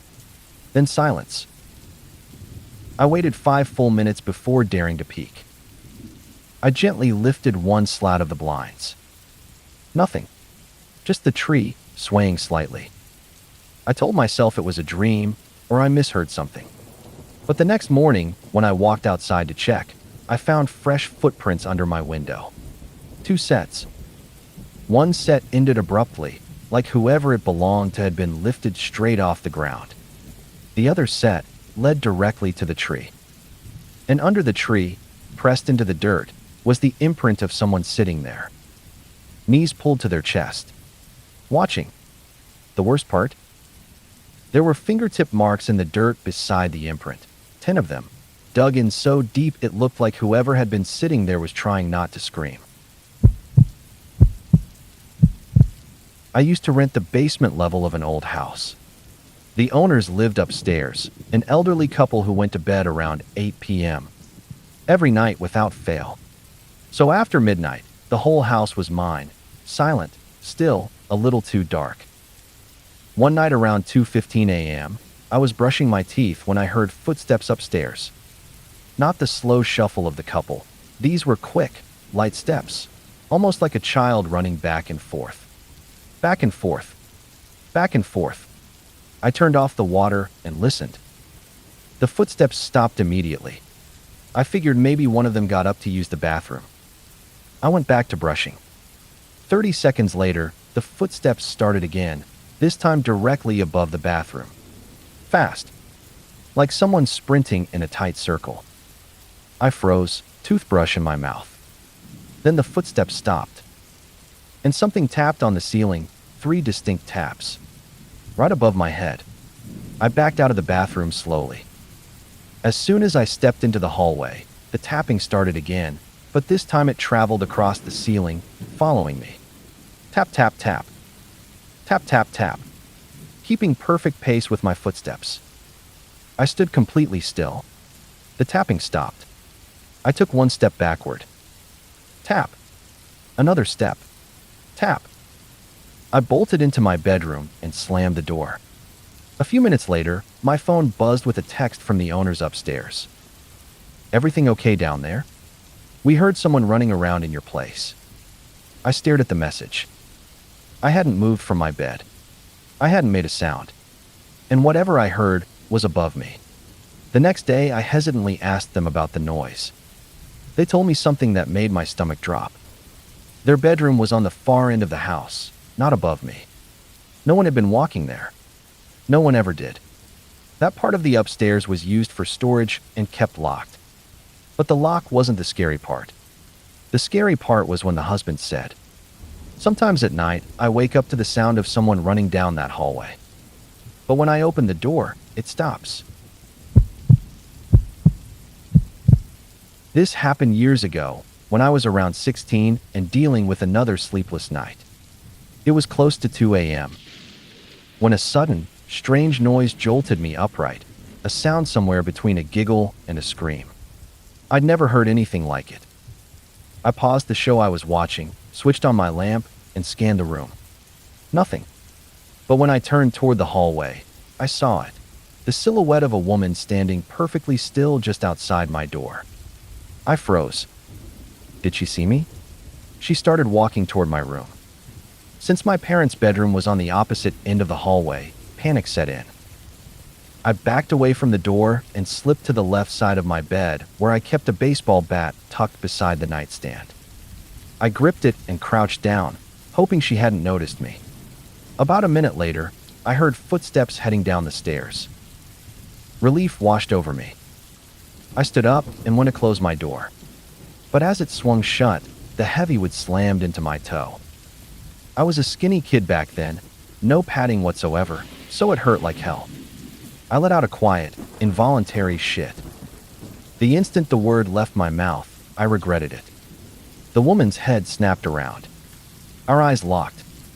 She came back up the stairs, fast, and headed straight for my room. I tried to shut the door again, but she wedged her foot into the gap before it could close. "Your father said everyone was asleep. Why are you up?" she demanded. I opened my mouth, but nothing came out. I was too terrified to speak. She shoved the door open, knocking me backward onto the floor. "You are going to forget you ever saw me," she said, leaning over me. "And you're going straight to bed. Understand?" Just then, my parents' bedroom door opened. I yelled, and my dad appeared. "Chill, Indigo, for goodness sake, you'll wake your brothers.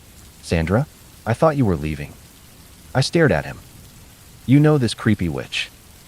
Dad shot me the "if I could yell at you right now, I would look," then told the woman, Sandra, to leave. "And you are not to tell your mother about this, Indigo. Go to bed." The next morning, everything clicked. My dad was having an affair. My mom traveled a lot for work, so he'd clearly been sneaking Sandra over whenever she was gone. I was furious.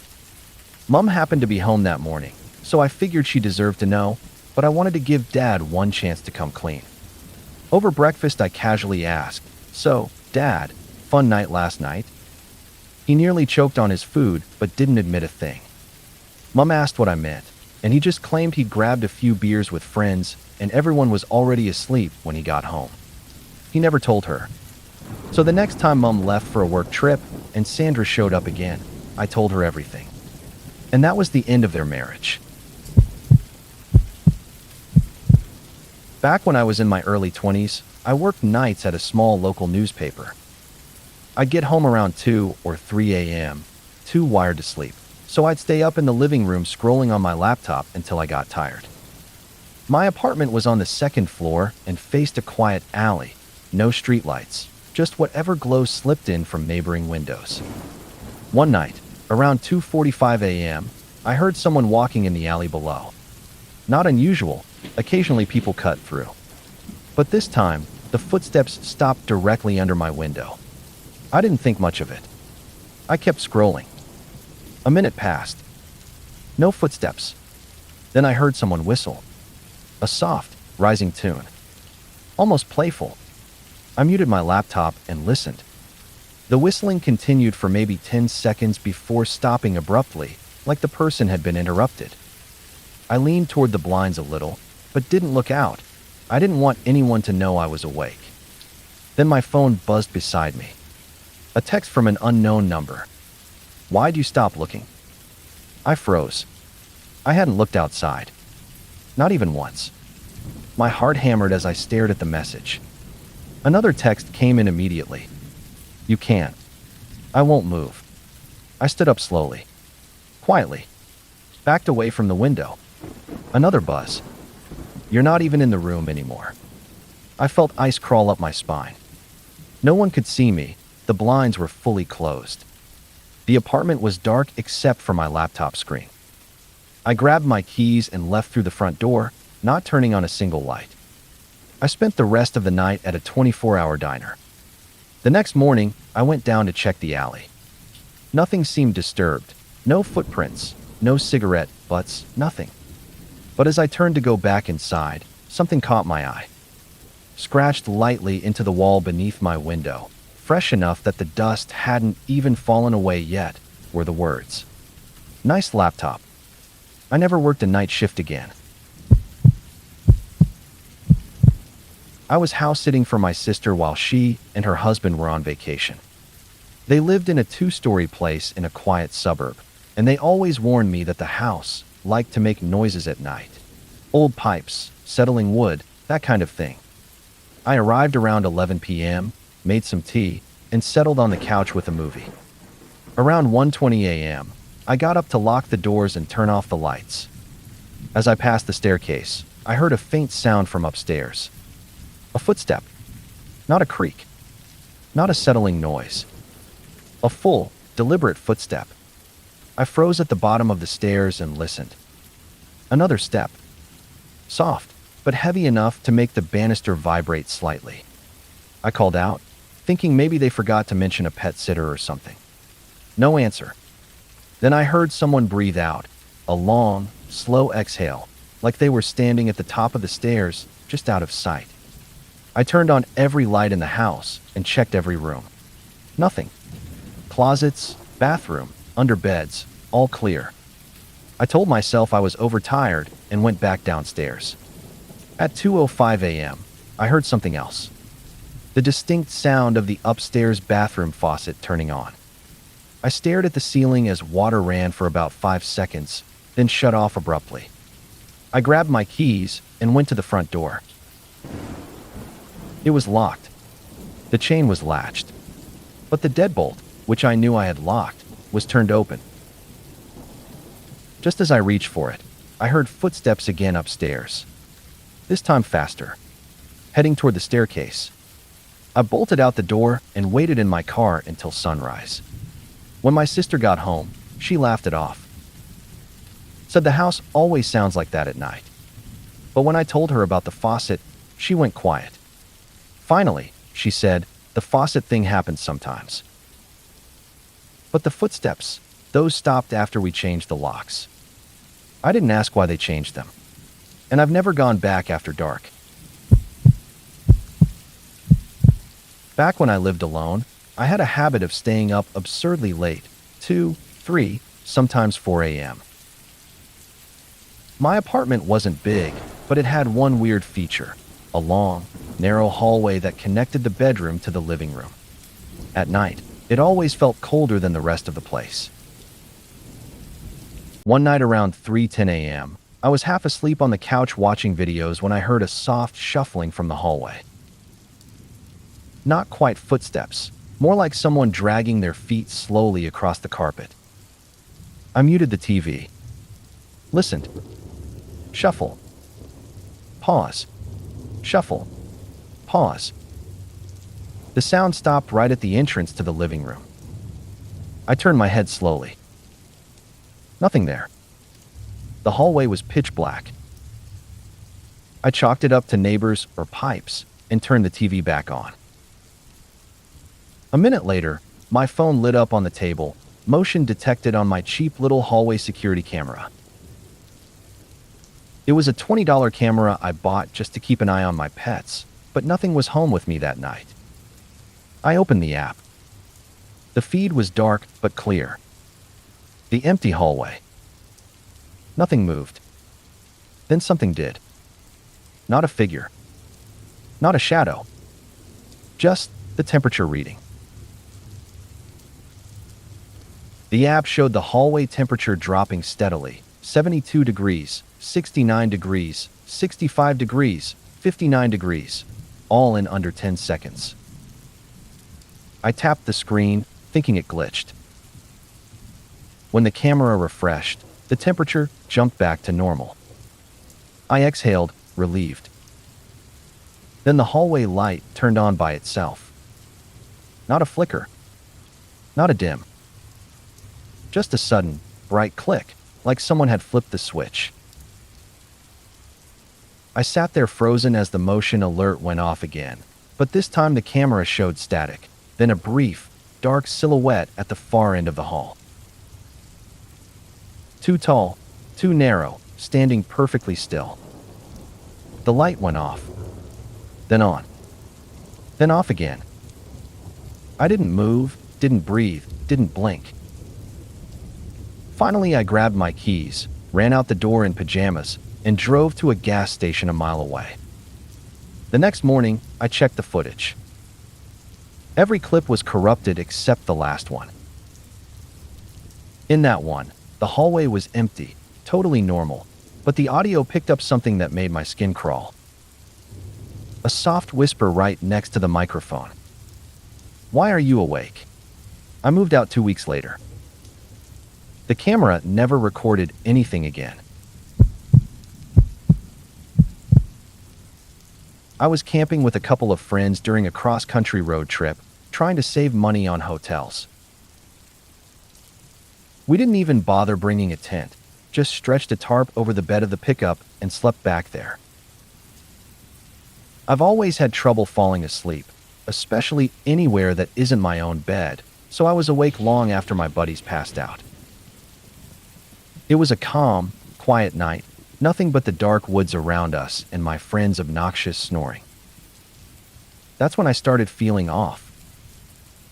At first it was just this heavy, sinking sensation deep in my gut. I figured maybe I was hungry, so I climbed into the truck, grabbed some snacks, and tried again to fall asleep. I managed to drift off for a little while. But when I jolted awake, that feeling was still there, stronger now. And it wasn't hunger. It was that primal, unmistakable something is very wrong feeling. But nothing seemed wrong. I tried to shrug it off and sleep anyway. Maybe got an hour before waking up again, heart pounding, every alarm bell in my body screaming. I felt shaky, nauseous, like my body was preparing for a threat my brain couldn't identify. At that point, I didn't care if my friends thought I was crazy. I shook them awake and told them we needed to leave.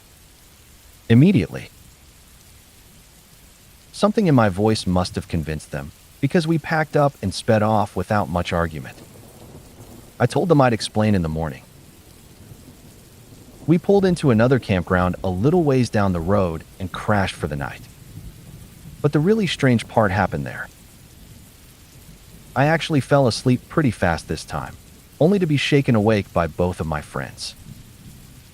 They were pale, wide-eyed, telling me we had to go, right now. And the second my eyes opened, that same crushing dread slammed into me again, 10 times worse. It felt like something monstrous and unseen had its attention fixed on us. My friends looked just as terrified and were practically dragging me toward the truck. There was nothing around us, nothing we could point to that should make us feel that way. Just trees. Just night. But the dread was unbelievable, like death itself was staring us down from the dark. We tore out of there and drove for hours until we reached a decent-sized town and got a hotel. And that was it. Whatever was happening stopped. We never figured out what the hell was going on. One of my friends was convinced someone was following us on the highway for a while, but honestly, I have no idea. Probably never will. Still the strangest night of my life. Nothing else has come close. I used to live in a rural area where nights were pitch black and dead silent. No neighbors for hundreds of feet, no streetlights, just darkness and the hum of crickets.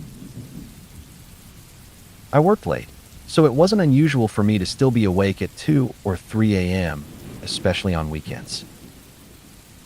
One night around 2:15 a.m., I was sitting at my kitchen counter eating cereal when I heard 3 slow knocks on my front door.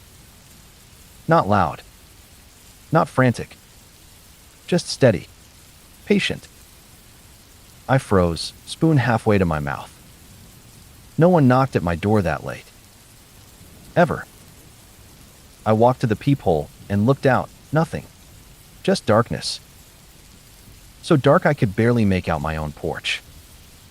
I waited a minute. Then another. Knock. Knock. Knock. Exactly the same rhythm. I checked again, still nothing.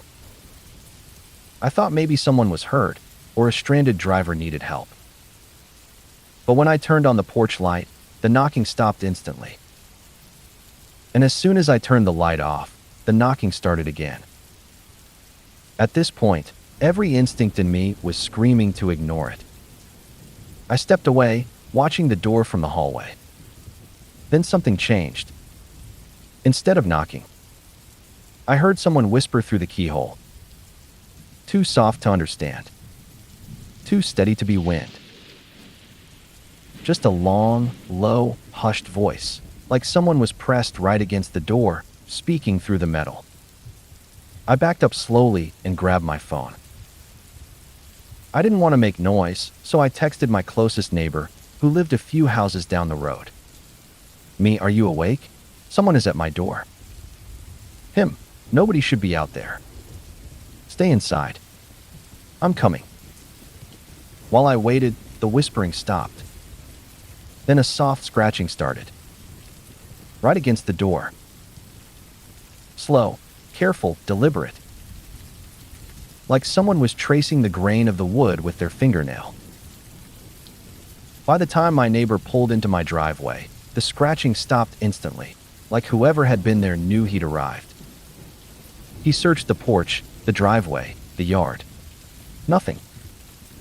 No footprints. No car. No disturbed dirt. Just the sound of the wind in the trees. I slept at his house that night. The next morning we checked again in daylight. Still nothing. Except one thing. On the door, right below the peephole, someone had drawn a tiny symbol in the dust.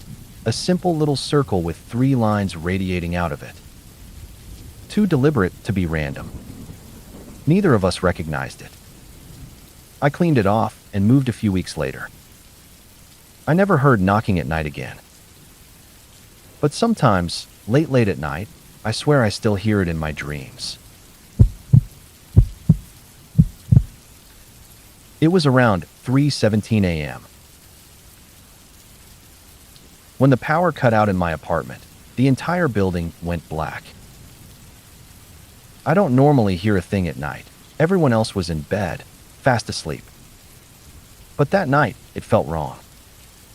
I lay in bed, half awake, listening. My old wooden floorboards creaked somewhere near the kitchen. I thought maybe the wind caught the door or a tree branch hit the window. But then, soft footsteps. Very slow. Barefoot, pacing. I knew my roommate was out of town for the week. My parents lived miles away, and no one was expected over. I sat up, my heart pounding. The footsteps stuttered. Then, a dragging sound, like a heavy cloth or coat being shuffled on tile. Then silence. I froze. After what felt like minutes, I summoned every ounce of courage and flipped on my phone's flashlight. The hallway was empty. No sign of forced entry. No shadow on the wall. Nothing, except the front door was slightly ajar, though I was 100% sure I'd locked it earlier. I backed quietly under the covers, breathing so shallow I thought I might suffocate. I counted the seconds, then minutes. Eventually I drifted, not asleep, but gone numb. In the morning I saw no footprints, nothing disturbed. The only odd thing, the brass key in the lock was turned halfway, not enough to open the door, but enough to suggest someone had tried. I moved out the next week. Ever since, when I wake up at 3 a.m. for a drink of water, I check the door. Always.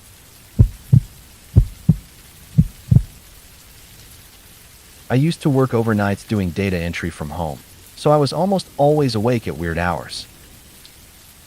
One night, around 2:40 a.m., I took a break and walked into the living room.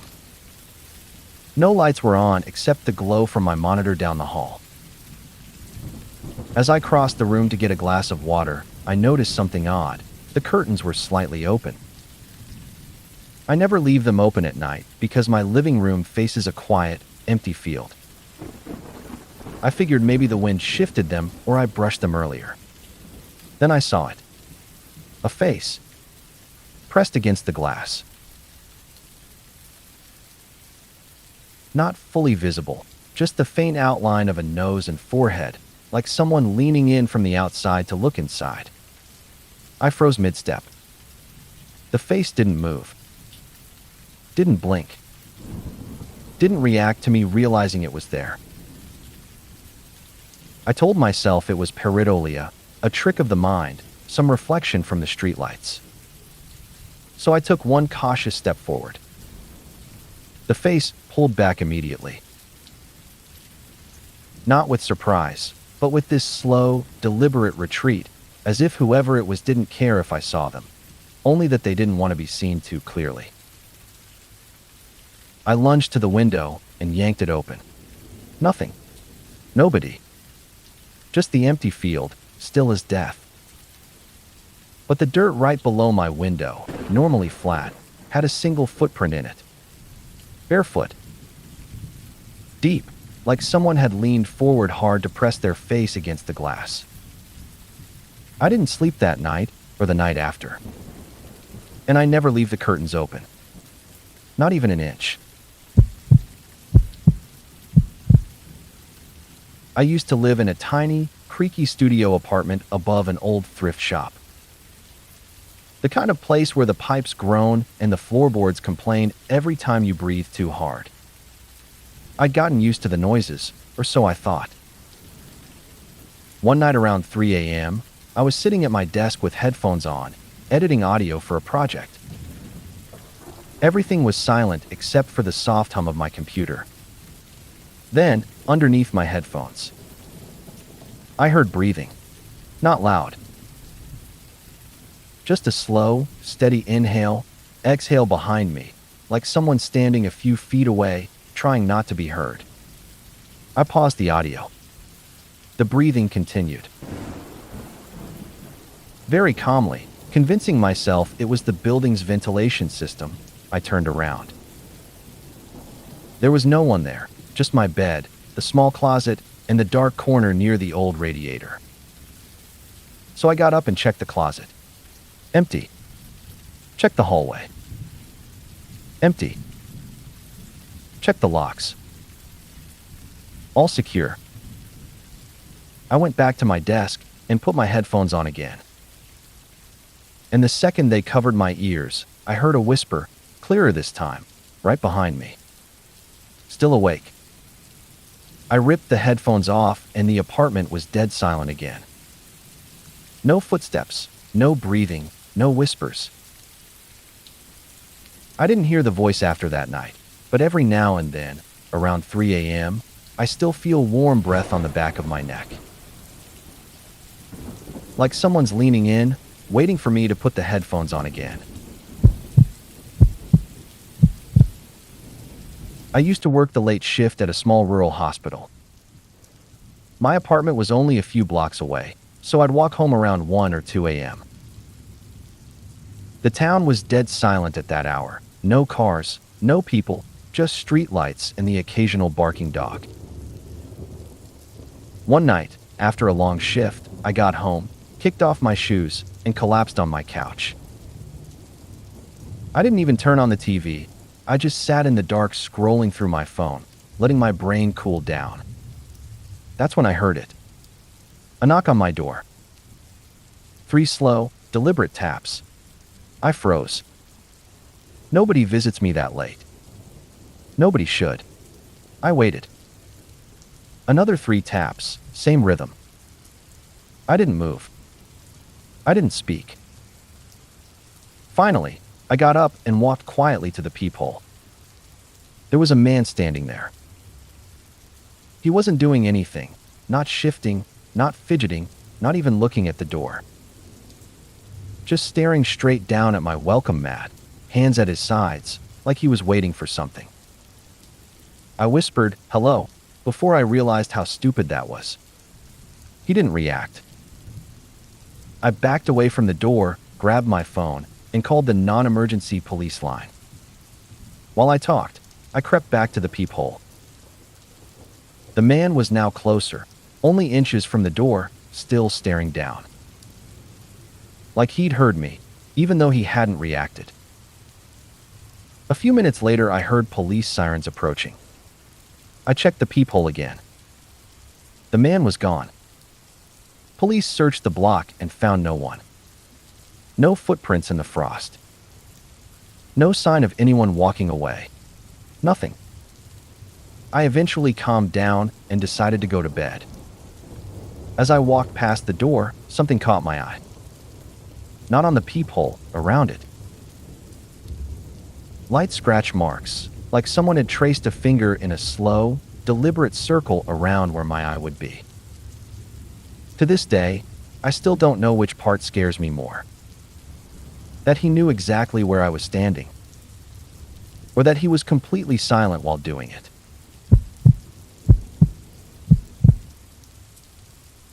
Back when I was in college, I rented a tiny attic room in an old Victorian house that had been divided into student apartments. The place had weird quirks, slanted ceilings, drafty windows, and a single narrow staircase that creaked no matter how lightly you stepped. I was always up late studying, usually the only one awake in the entire house. One night around 2:30 a.m., I was sitting at my desk when I heard something unusual, a faint shuffling above me. Above me was only the attic crawl space, locked and used, and far too small for anyone to walk around in. I'd lived there months and never heard a sound from it. I paused, waited. Shuffle. Pause. Shuffle. It wasn't animals.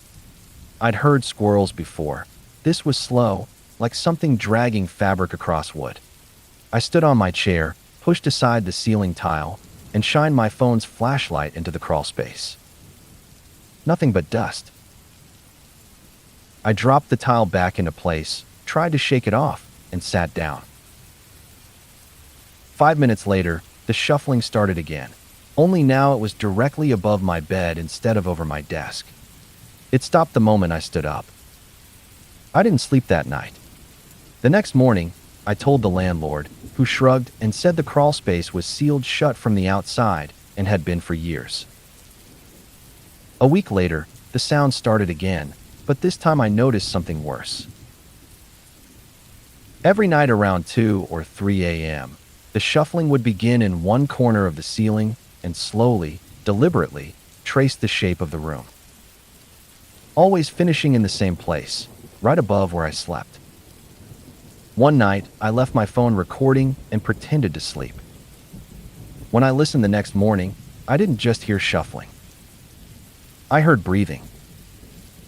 Deep, measured breaths, like someone trying to stay calm in a tight space.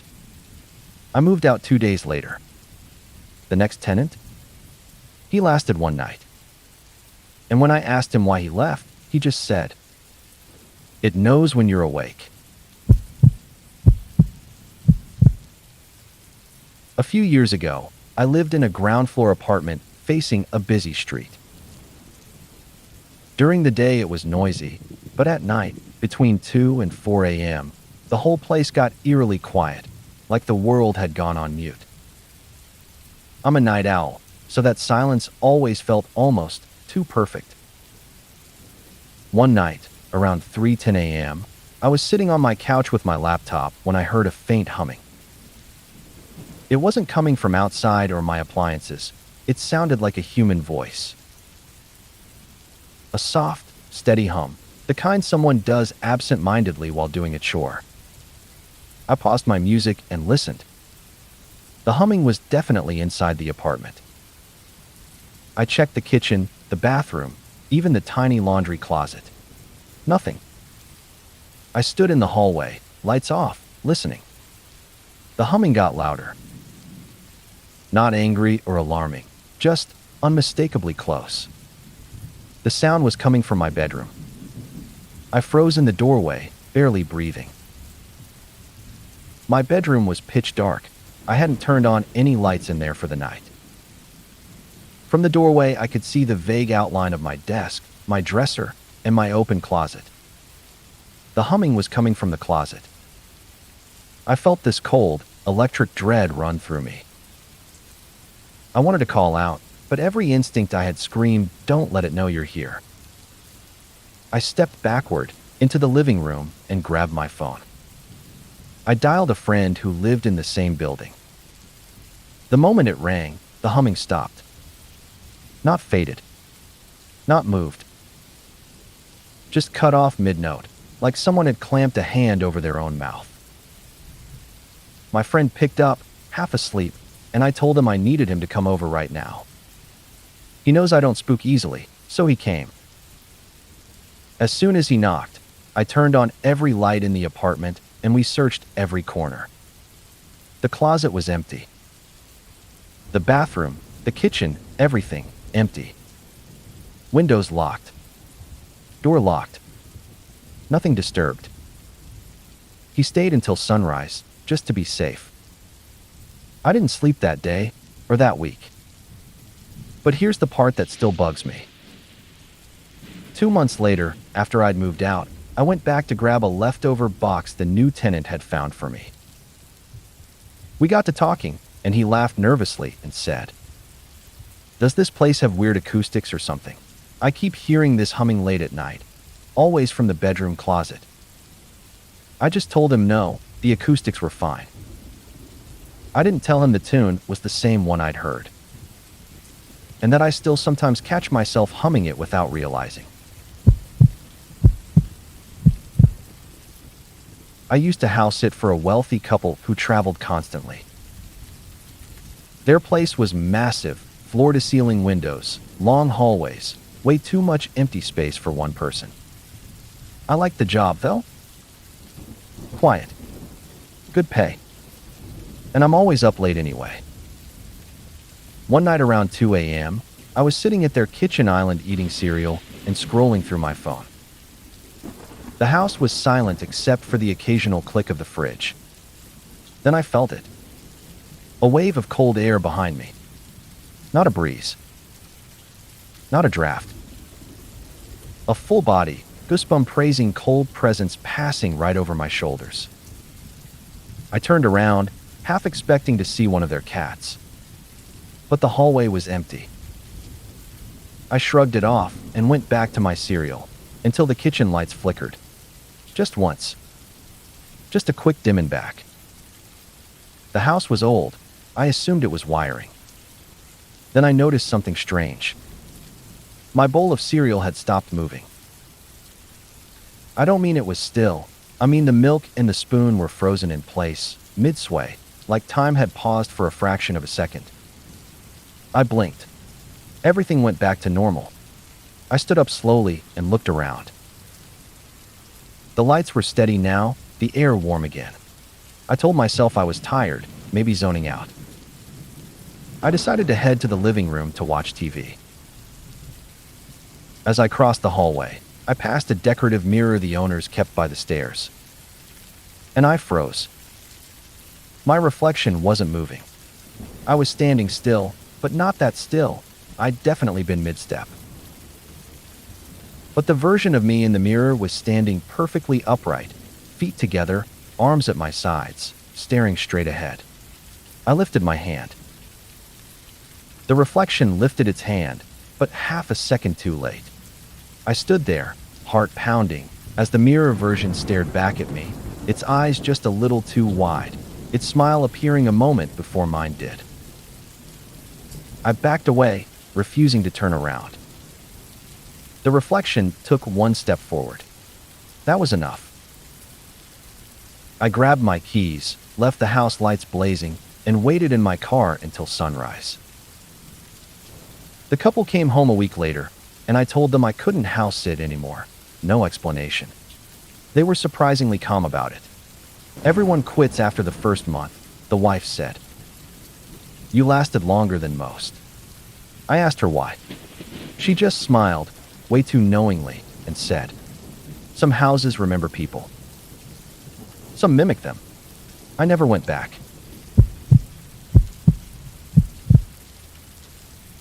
I used to work overnight inventory at a 24-hour supermarket. The store was technically open, but after midnight the place was basically empty except for a handful of night staff. Huge building, bright lights, but at 3 a.m. It always felt oddly hollow, like sound didn't carry right.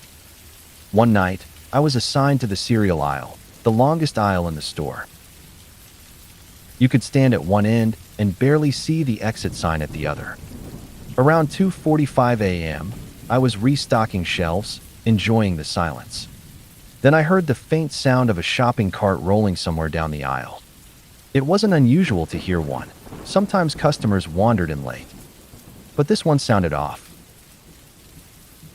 It rolled slowly, inconsistently, like someone was barely pushing it, letting it drift. I peeked around the corner. The aisle was empty. But the sound continued, steady, soft metal wheels turning over the tiles. I leaned out further, expecting to see a cart rounding the far end. Instead, the sound passed right in front of me. Invisible. Clear as day. A cart rolling by with no one pushing it. I stepped back fast, nearly falling into the cereal boxes behind me. The sound slowed, then stopped about 20 feet ahead. And then, items started dropping off the shelves. One by one. Very gently. As if someone was taking them off and placing them into the cart I couldn't see. A cereal box fell. A bag of oatmeal. A jar of honey. Each one landed with a soft thud on the floor before sliding a few inches, like they were being arranged. I radioed my coworker, whispering, "Is anyone in aisle 12?" He said no. Everyone else was on the other side of the store. The next thing I heard was the sound of the cart wheels again, only this time going faster, like someone suddenly hurried off with it. The noise traveled all the way to the end of the aisle and disappeared around the corner. When I finally worked up the courage to walk down to where the items had fallen, I saw something that made my stomach drop. Everything on the floor, the cereal, the oatmeal, the honey, had been lined up perfectly straight. Dead center of the aisle. Like someone had arranged them with extreme care. I didn't clean it up. I just backed away and radioed for Day's shift to handle it. The next morning, when the manager reviewed the security cameras, he called me into his office. On the footage, the items fall. One by one. And slide. One by one. Just like I saw. But the part that chilled me? About 10 seconds before the items dropped, the camera flickered, just a tiny glitch, and for a single frame, there was a dark shape at the exact spot where the invisible cart would have been. A tall shape. Thin. Facing the shelves. The manager said it was probably a camera glitch.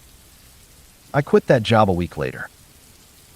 No one else ever stocked the cereal aisle alone after that.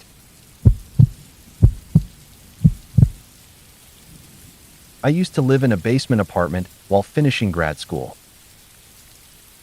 The place wasn't terrible, but it had that weird basement silence. Thick, heavy, like the air itself was listening. I stayed up late almost every night writing. One night around 1:30 a.m., I took a break and stepped into the small hallway to stretch. The hallway connected the bedroom, bathroom, and living area, but if you stood in just the right spot, you could hear the pipes humming softly inside the walls. While I stood there, I realized something strange. The humming had a pattern to it. Not random plumbing noise, more like a slow, repeating rhythm. I listened closer. It sounded almost like breathing deep inside the walls. Mechanical, but steady. Curious and stupid, I pressed my ear to the wall. The humming stopped instantly. Not faded, stopped. Cut off mid-breath. I stepped back. The hallway was dead silent. I told myself it was nothing, went back to my desk, and kept writing.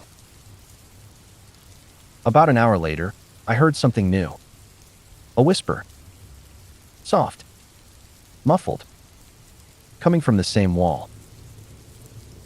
I couldn't make out the words, but it had the cadence of speech, someone talking through several layers of concrete. I froze. The whispering continued in little bursts, like someone was trying different sentences, trying to find the right one. Then it stopped. I waited. Listened. Held my breath. After a long moment, I very slowly walked back into the hallway. The air felt colder. I could see my breath in the dark. That made no sense. The apartment never got that cold. Then, without warning, the whisper came again. Clear. Direct. Right behind the wall. Are you alone? I jumped backwards so hard I hit the opposite wall. My heart was pounding so loudly I barely heard the pipes start humming again. Not breathing this time, but faster, like whoever or whatever was inside the wall was suddenly excited. I grabbed my keys, ran outside, and didn't come back until daylight. The next morning, I asked my landlord what was behind that wall. Pipes? Wiring? Anything? He shrugged and said, nothing. That wall backs against earth. Solid dirt. No crawl space. No access. Just soil. I moved out a month later. On my last night there, as I walked my final box out the door, the pipes hummed again. Slow. Steady. Like breathing. I didn't stick around to hear if it whispered anything else. Back when I lived alone, I used to take long walks at night to clear my head. My neighborhood was quiet, safe, and mostly residential. Streetlights every few houses, porch lights here and there, nothing spooky. I'd walk the same route almost every night around 2 a.m. One night, I turned down a street I'd walked 100 times before. The air felt unusually still, like the whole block was holding its breath. As I passed one particular house, a perfectly normal-looking two-story place, I noticed something strange. Every single light in the house was on. Every room. Too bright. The windows glowed like someone had gone through the place, turning every switch to maximum brightness. I figured the owners were cleaning or packing or something, until I realized something else. The lights were moving. Not flashing, moving. The brightness shifted room to room in a slow, deliberate sequence, as if someone were walking through the house carrying a sun-bright bulb. Except there were no shadows, no silhouettes, no people visible at all. just rooms lighting up and dimming in a pattern that almost felt intentional. I told myself it was probably timers or a malfunction. I kept walking. About 10 houses later, I turned around to head home and froze. The lights in that house were still shifting, but now the brightness was traveling down the stairs. Every window on the second floor dimmed. Then the lights in the living room flared bright. Then the hallway. Then the front room. Like something or someone was moving through the house toward the front door. I stood there, half hypnotized, half terrified. And then the lights stopped. All of them. Instant darkness. The whole house went black as if someone had flipped the main breaker. The sudden absence of light was so complete it looked like the house had been erased. That's when I noticed something even worse. Every streetlight on the block had gone out too. Not flickered. Not dimmed. Just snapped off, all at once, leaving me standing in absolute darkness. The only light left was from the moon, and even that felt too faint. I backed away slowly, my eyes locked on that pitch-black house. After a few seconds, one single light flicked on, a soft glow from an upstairs bedroom.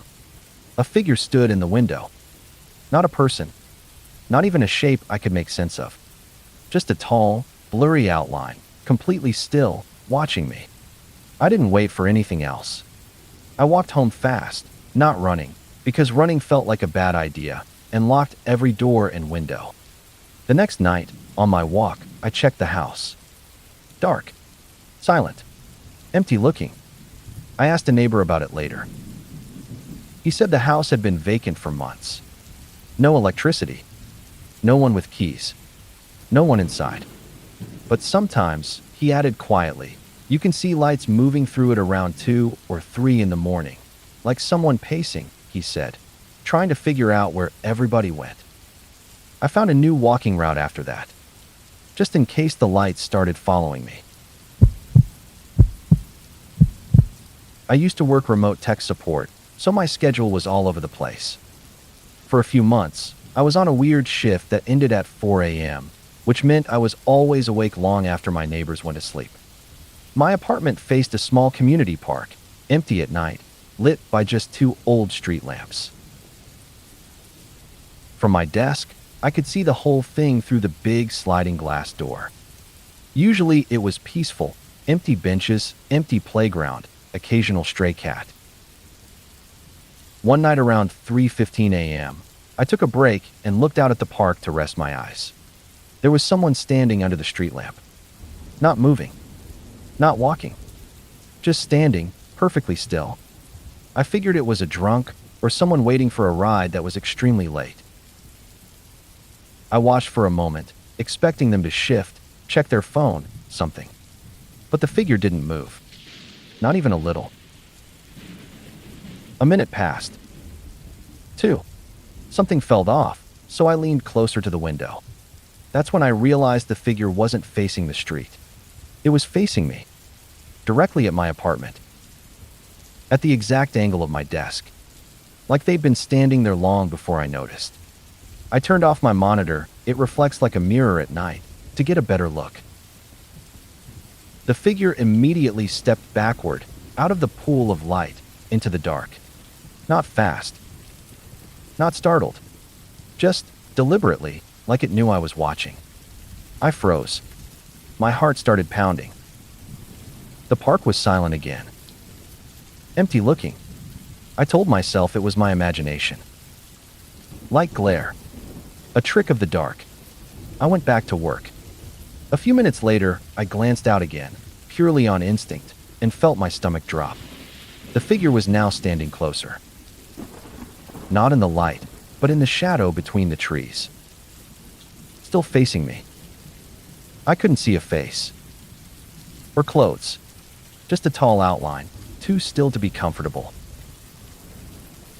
I stood up, slowly, and walked to the kitchen to grab my phone. When I came back, the space under the trees was empty. Good. I told myself I'd imagined the whole thing. I sat down, tried to focus.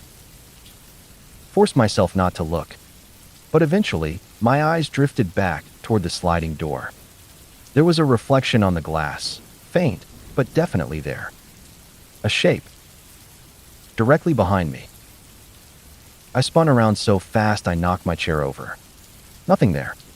The apartment was empty. When I turned back to the window, the reflection shape was gone, too. I didn't sleep that morning. Didn't sleep that week. A few days later, I mentioned it to the building manager, just in conversation. He got quiet and said, "Yeah, people used to complain about someone watching from the park. We added extra patrols. Stopped the reports for a while. I asked if they ever caught the person." He shook his head. "Security swears they never saw anyone," he said. "But tenants kept seeing something in the glass. Always around 3 or 4 in the morning." I moved my desk away from the window after that. But every so often, late at night, I catch a glimpse of my reflection in the sliding door and swear there's an extra shape in it, just slightly behind me, where no one should be.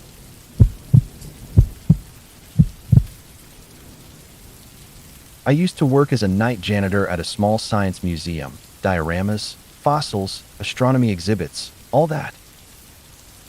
The place was harmless during the day, full of noisy kids and school groups. But at night, when the air settles and the temperature drops, those same cheerful hallways feel wrong. My shift ran from 11 p.m. to 5 a.m., and a lot of the work happened alone on the upper floor. There was one exhibit I always hated walking past, the time tunnel, a dim, curved hallway lined with interactive screens that played historical scenes when you walked through it.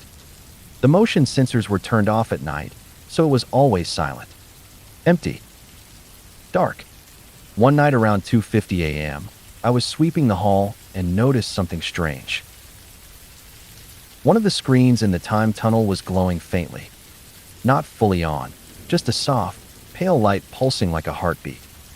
I figured someone had left a monitor in standby mode, so I walked closer. As soon as I stepped into the archway, the screen flickered to life. Except it didn't play a historical scene. It showed live video. A hallway. Not our hallway, some other corridor, concrete and industrial looking. No decorations, no signs, no color. At first I thought it was a camera glitch. Maybe a feed from the basement maintenance area.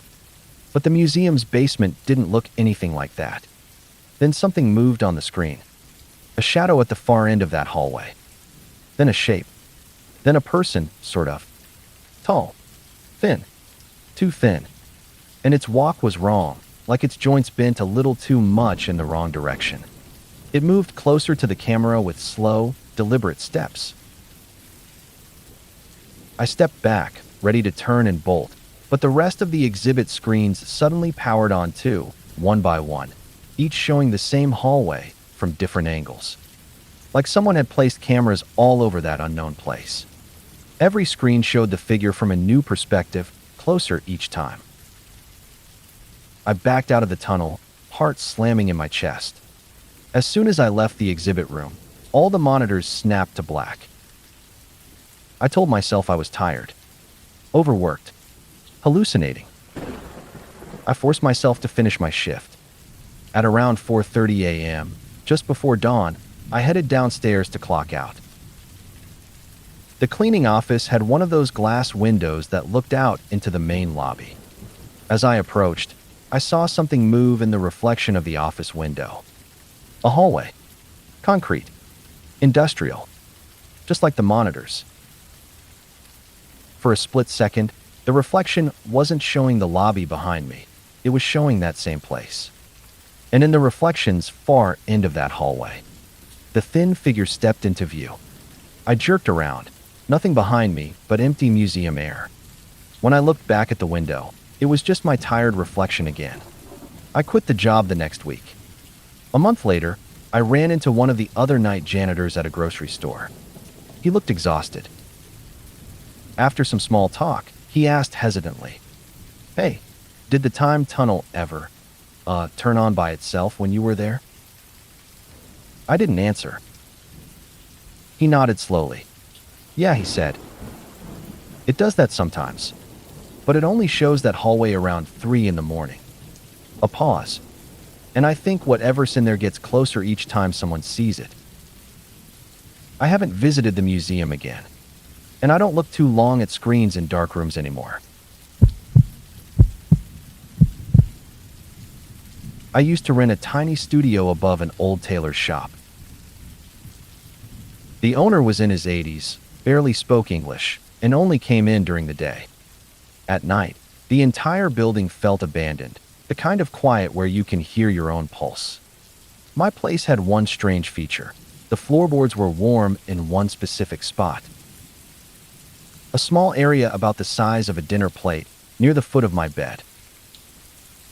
The rest of the floor was freezing, but that one patch felt like someone had been standing there moments earlier. I mentioned it once to the tailor. He just said, "Old building settle," and walked away. I tried to ignore it. But then the warm spot began to move. Not far, just a few inches each night. I'd notice it when getting out of bed, when my foot would land on a part of the floor that was oddly heated, like a spot where sunlight had been a moment ago. Except this was at 3 a.m., in a pitch-black room, dead of winter. I joked to a friend that I had a ghost heater. Not far from the truth, as it turns out. One night, I couldn't sleep. I got up for water, came back, and felt the warm spot directly beside my pillow. That was the first time it made me shiver. I knelt down and touched the floor with my palm. Warm. Not hot. Just body temperature, unmistakably human. The next night, it was closer. Right next to where my hand rested on the mattress. I moved the bed a few feet away. The warm spot moved too. Always closer. Always slowly. Always at night. Then came the night I will never forget. Around 3:20 a.m., something woke me, not a sound, but a change in the air. I felt the room before I saw it. Too warm. Stifling. Like someone else was breathing in there, raising the temperature one invisible exhale at a time. I reached down, half asleep, and touched the floor beside the bed. Boiling hot. Not warm. Not human temperature. Scalding. I snatched my hand back, heart hammering. The heat radiated outward, expanding rapidly, flooding across the floorboards like something was spreading beneath them. And then, I swear to this day, I heard the faintest sound. Wood flexing. Bending. Like someone was pressing their weight upward from underneath. I stumbled to the door, grabbed my keys, and bolted outside into the freezing hallway in nothing but pajama bottoms. I didn't go back inside until the sun came up. When I finally worked up the courage to check the spot in daylight, the floorboards were cool again. But the wood directly where I'd touched it was slightly warped, bowed upward, the exact shape of a human palm pressing from the other side. I moved out that week. Months later, I went back to the block and saw the tailor's shop closed, windows covered. A sign on the door said, "Building condemned, subfloor structural breach." Whatever was under that floor. I don't think it was a structural issue. And sometimes, late at night, if the room is quiet enough, I swear I can feel a warm patch on the floor of my new apartment too. Like something finally found where I moved. A few years ago, I was staying at a small, remote cabin for a solo weekend getaway. It was deep in the woods, no neighbors for miles, no cell service, just the creek running nearby and the occasional wind rattling the windows. I was always a night owl, so I stayed up reading until around 2:30 a.m., the only light coming from a single lamp by my chair. Around 2:45, I thought I heard a sound outside. At first, I told myself it was the wind, or maybe a deer moving through the underbrush. But then I heard it again, a faint scratching, coming from the side of the cabin facing the woods. Slow, deliberate scratches, like claws dragging across the wooden siding. I froze. The sound didn't move, it stayed in one spot. No animal I know scratches in such a precise, rhythmic way. I convinced myself it was a raccoon or some stupid rodent and returned to my book, telling myself I was overreacting. Then the scratching started on the opposite side of the cabin. Not immediately. A delay of maybe 30 seconds. Like whatever it was had circled the cabin without making a sound I could hear, until it reached the other wall. Heart pounding, I got up to check the windows. The forest outside was pitch black. No movement, no shadows, no glowing eyes. Just the endless black of trees. I strained my ears. The scratching had stopped. I stepped back from the window, shaking, and tried to calm down. Maybe it was some kind of stress-induced hallucination. That's when I heard the third sound. From inside the cabin. Soft, deliberate scraping, coming from the floorboards just beneath my bed. I didn't move. I didn't breathe. I just stared at the spot, frozen. The scraping didn't last long, maybe 10 seconds, then silence. Morning came slowly. The sun finally cut through the forest, and I checked everywhere, under the bed, behind the furniture, inside the walls. Nothing. Not a single mark. No sign of entry. The cabin looked completely normal. I stayed for the rest of the weekend, never going near that side of the cabin after dark. And when I left, I made a note never to return. Even now, when I imagine it, I can hear it. Slow, careful scratching. Circling. Waiting. And I sometimes wonder if it knows I'm listening. A few years ago, I lived in an old apartment building downtown. Most nights were quiet, except for the occasional drunk stumbling home or the faint hum of traffic far below. I was usually up late, either gaming or reading. One night around 3 a.m., I was sitting on the couch when I heard a keyboard typing from my bedroom. Not from my laptop. Not my phone. My bedroom, where my computer was off and I was alone. At first, I thought maybe a neighbor had somehow locked themselves in my room while I wasn't paying attention. I called out, "Hello." Nothing. Silent. Curious, I grabbed a flashlight and carefully walked to the bedroom. The typing stopped. Dead silent. The room was empty. My laptop was still off. My notes on the desk hadn't moved. I laughed nervously and went back to the couch. 5 minutes later, the typing started again, louder this time. I froze. Slow, deliberate strokes, not frantic or random, like someone was carefully writing a letter, using my laptop's keyboard, even though it was off. I bolted to the bedroom and flipped the laptop open. Nothing. No typing. No words on the screen. But when I touched the keys, they were warm, not room temperature, warm, like someone had just been pressing them. I grabbed my jacket and left the apartment for the rest of the night. I never stayed up alone in that apartment after 2 a.m. Again. A few months later, I moved. On my last night, I went back to turn off the lights. I swear I heard faint typing behind me. Not frantic, not threatening, but deliberate, like someone was making sure I noticed they'd been there all along. I haven't owned a laptop I leave alone at night since. I used to deliver newspapers for a living, so I was always awake before dawn. My route went through an old neighborhood, houses close together, most of them abandoned. I liked the quiet, perfect for listening to the morning and sipping coffee. One night, around 3:10 a.m., I was throwing papers onto porches when I noticed something odd. A single house at the corner, boarded up windows, peeling paint, dead garden, had its front door slightly ajar. I hesitated. I knew the house had been empty for years. Curiosity got the better of me. I tiptoed closer to peek inside. The door creaked faintly as I nudged it, but there was nothing. Just darkness.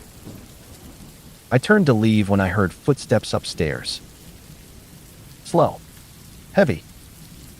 One step, pause, another step.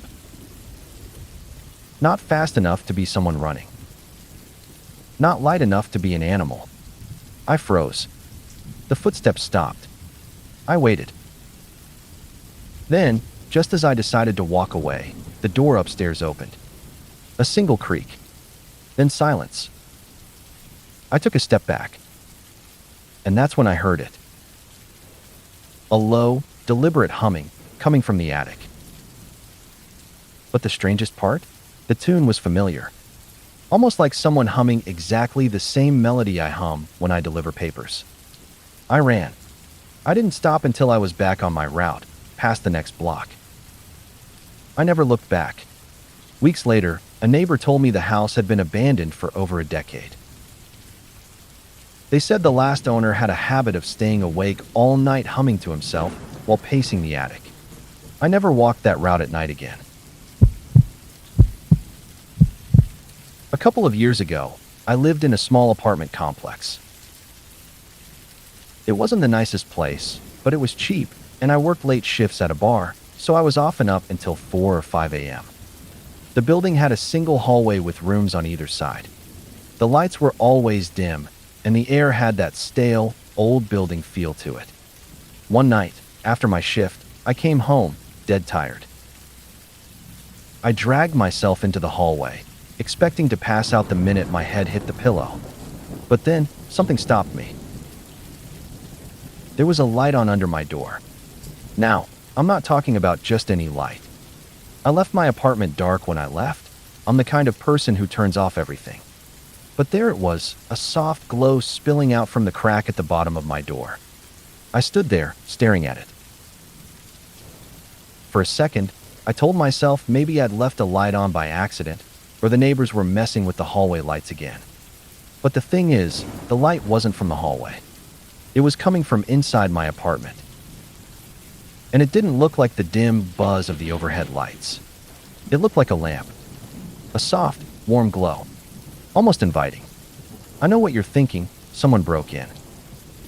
But here's the weird part. The door was still locked. There were no signs of forced entry, no sounds from inside, nothing that would suggest anyone had been there. My heart was pounding in my chest as I slowly reached for the doorknob. I knew something wasn't right. I turned the knob. The door opened, and when I stepped inside, I found the entire apartment was exactly the way I'd left it. No one was there. No signs of anything unusual. The light, though, was coming from a table lamp on my coffee table. I hadn't owned a table lamp. Ever. I never had one in that room. It wasn't something I'd bought, and I couldn't remember anyone giving it to me. The light wasn't too bright, but it cast an unsettlingly warm glow around the room, making everything look off. I checked the windows. The shades were pulled down. There was no breeze. Everything was still. Everything was exactly where I'd left it. I turned the lamp off. The glow vanished. I left the apartment for the rest of the night, drove around aimlessly for hours, and when I returned in the morning, the lamp was gone. I never found it again. No one ever came forward and admitted to putting it there. And no one ever saw it again after that night. But there's one thing that's always stuck with me. Every night, as I fall asleep, sometimes I swear I can still see the faintest glow coming from the corner of my vision, like that lamp was always waiting, just out of sight. A few years ago, I was staying in a small guest house in a rural town for a week-long work trip. It was the kind of place where you're the only guest for days. The owners keep to themselves, and the whole place feels like it's stuck in time. One night around 2 a.m., I was sitting at the little desk in my room, finishing up some work, when I heard a noise, soft at first, almost like a murmur, coming from outside the window. I pulled the curtain back to peek out, but saw nothing. Just the dark stretch of gravel leading up to the guest house and the woods beyond. At first, I told myself it was an animal, or maybe the wind rustling the trees. But then it came again, this time clearer. A voice. It wasn't loud, but I could hear it distinctly, like someone standing just a few feet away, talking. Not in any language I recognized, just a low, rhythmic hum of syllables. Almost like a chant, but without any words I could understand. I opened the window a little, thinking it might be a group of people out in the yard or a neighbor being loud. But the sound was coming from deeper in the woods, from the trees at the edge of the property. And it didn't feel like it was coming toward me. It felt like it was always there, always distant. I closed the window and tried to go back to work, but the voice kept going, growing louder but never quite clear. It had this weight to it. Like it wasn't just sound, but a presence. A force. After about 10 minutes, I decided to step outside and investigate. I grabbed a flashlight from my bag, slipped on my shoes, and stepped out onto the porch. The air was cold, thick with the scent of pine. I didn't hear anything at first. Just the usual night noises. But as soon as I stepped onto the gravel path, the sound began again, louder this time, almost like it was responding to my presence. I walked toward the tree line, the beam of my flashlight cutting through the darkness. The trees felt like they were closing in on me as the voice grew clearer, but still not understandable, the tone shifting, becoming more insistent, almost desperate. Then I stopped. There was something in the trees.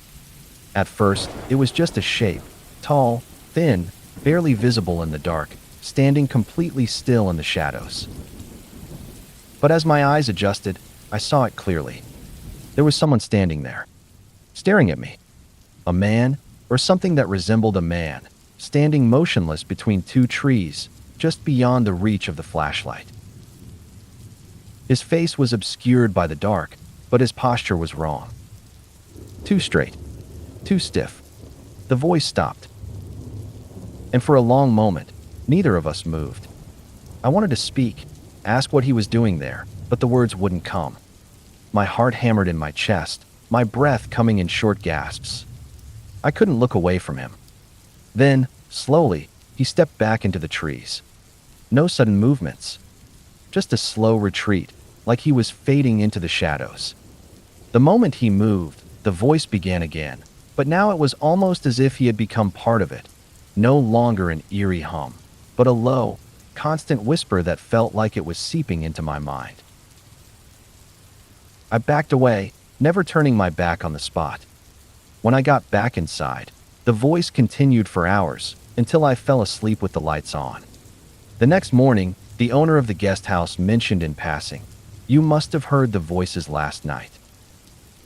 Some say they come from the woods sometimes." I asked what he meant by that. "Some say it's just the wind, others say it's something older," he said, like it was a regular occurrence. "Best to leave them be." I never went back outside that night, and I never returned to that guest house again. But sometimes, when I walk through dense trees, or when I'm alone at night with only the wind to keep me company, I can almost hear that voice again. Still soft. Still there. Always just beyond reach.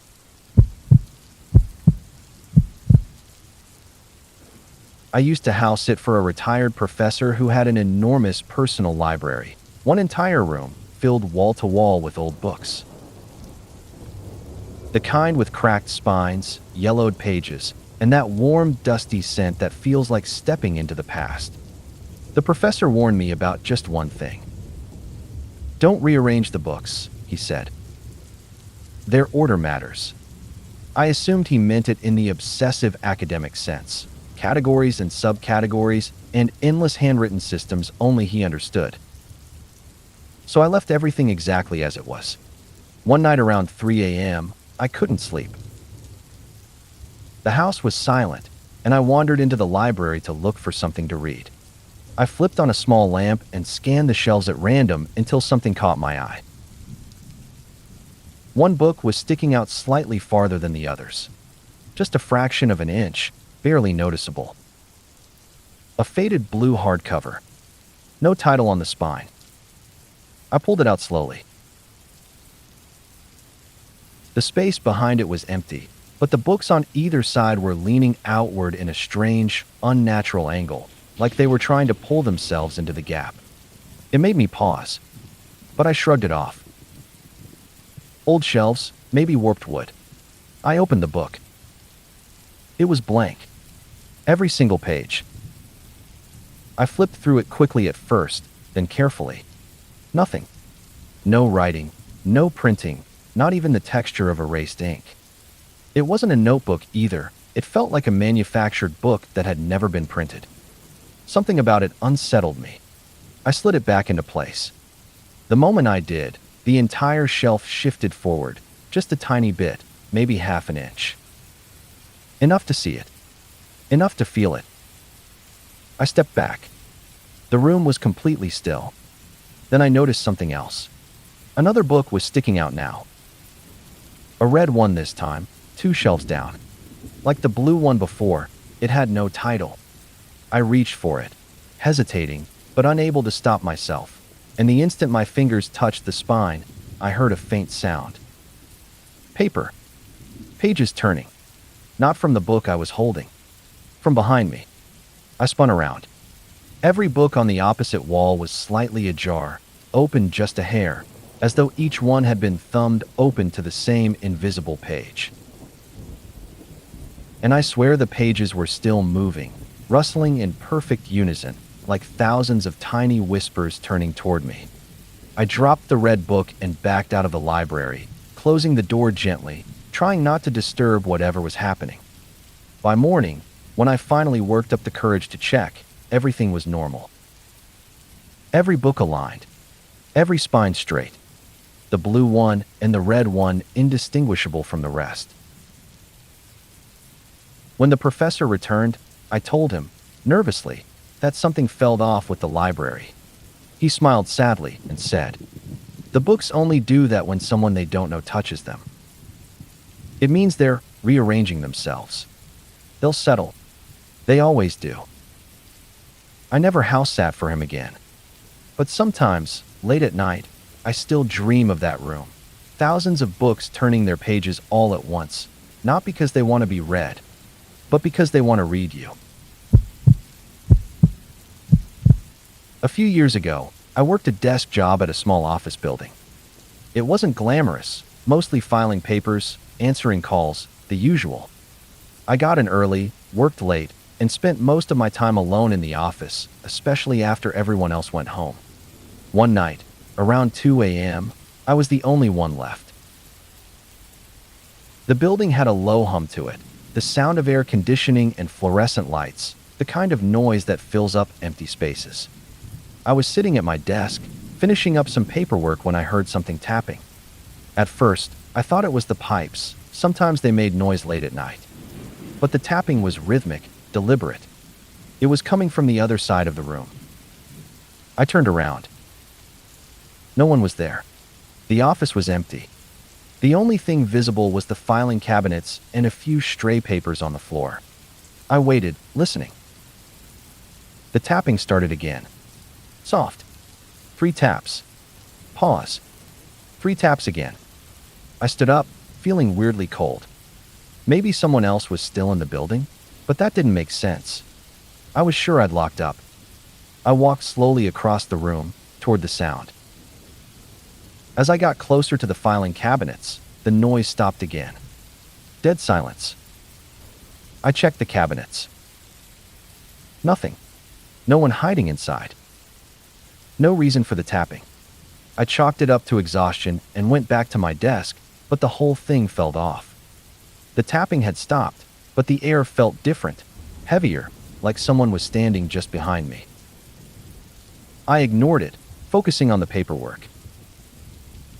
Then, out of the corner of my eye, I saw a shadow. It wasn't big. Just a quick, subtle movement. A shadow near the far wall. I turned to look, nothing there. The light above flickered for a second, but that was it. I checked my watch, 3:30 a.m. Too late to be freaked out. I shook my head and walked over to the break room for a coffee. The room was small, The kind of room where you're used to the sounds of the fridge humming and the microwave beeping. But as I made my coffee, I heard footsteps. They were soft, but unmistakable. Someone walking down the hall. I froze. The footsteps didn't sound like anyone I knew, not the rhythm of anyone's stride. I was sure I was the only one in the building. I stepped into the hall, peering down toward the break room door, but there was no one there. The footsteps stopped. I went back to my desk, trying to shake off the feeling. I told myself it was just my imagination, that I'd been working too long. But the sense of being watched was growing stronger. I pulled up my email and started scrolling. That's when I saw it, an unread message in my inbox. It was from a sender I didn't recognize, just a random string of numbers and letters. I opened it. "You should leave. It's not safe here." I stared at the message. My hands started shaking. Then, at the bottom of the email, a file was attached. I clicked it, even though my gut told me not to. The file opened. It was a picture of my desk, taken from behind me. I stood up, heart pounding. Then I heard the tapping again. Soft, rhythmic, 3 taps, then a pause. This time, I didn't turn around. I grabbed my bag and ran out of the office, leaving the lights on, the door wide open. The next day, I went back with the security guard. Everything was exactly as I had left it. No emails. No file. But I couldn't shake the feeling that something had followed me. Every corner felt like it was hiding someone. And sometimes, even now, when I'm alone in a room, I can hear the faintest tapping sound, like someone trying to get my attention. And I know, deep down, it's been waiting for me to look back. A couple years ago, I worked the night shift at a small downtown hotel. It wasn't a big place, maybe 30 rooms total, and by midnight, the entire lobby was dead quiet. Most nights, I barely saw another human being for hours. My job was mostly to sit at the front desk, run the occasional audit, and stay awake. Around 2:45 a.m., I went into the back office to grab a stapler. When I came back out, something on the counter made me stop. A guest ledger was open to a page completely filled with names and room numbers. That wasn't the strange part. The strange part was that none of the names were from that night. The handwriting was neat, old-fashioned, and dated exactly 20 years earlier, a date long before the hotel even existed. I flipped the page. More names. More dates. All from decades before the building was constructed. I laughed nervously. Maybe someone found an old booklet and left it out. It didn't make sense, but it wasn't impossible. I went to close it. But when I did, I noticed something that drained the warmth from my body. At the bottom of the page, under all the old entries, someone had written another name. In the same handwriting. My name. And next to it, a room number. Room 214. We didn't have a room 214. Our rooms only went up to 209. I checked the back of the booklet for a brand or a logo. It was blank. No publisher. No signs of age. No yellowing, no foxing, nothing. Brand new pages with old writing. A chill crawled up my spine.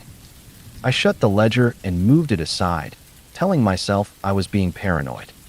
An hour passed. Then, around 3:50 a.m., the elevator dinged. That alone was strange. No one ever used it at that hour unless they were checking in late, and no one had come through the doors. I stepped out from behind the desk and peered down the hallway. The elevator doors were open. Completely open, like they were waiting for someone. The display read, 2. The second floor. I felt something tug at my memory, a small detail from the ledger. Room 214. No, that was ridiculous. I told myself I wasn't going upstairs. It wasn't worth it. But curiosity is a cruel thing. I stepped into the elevator.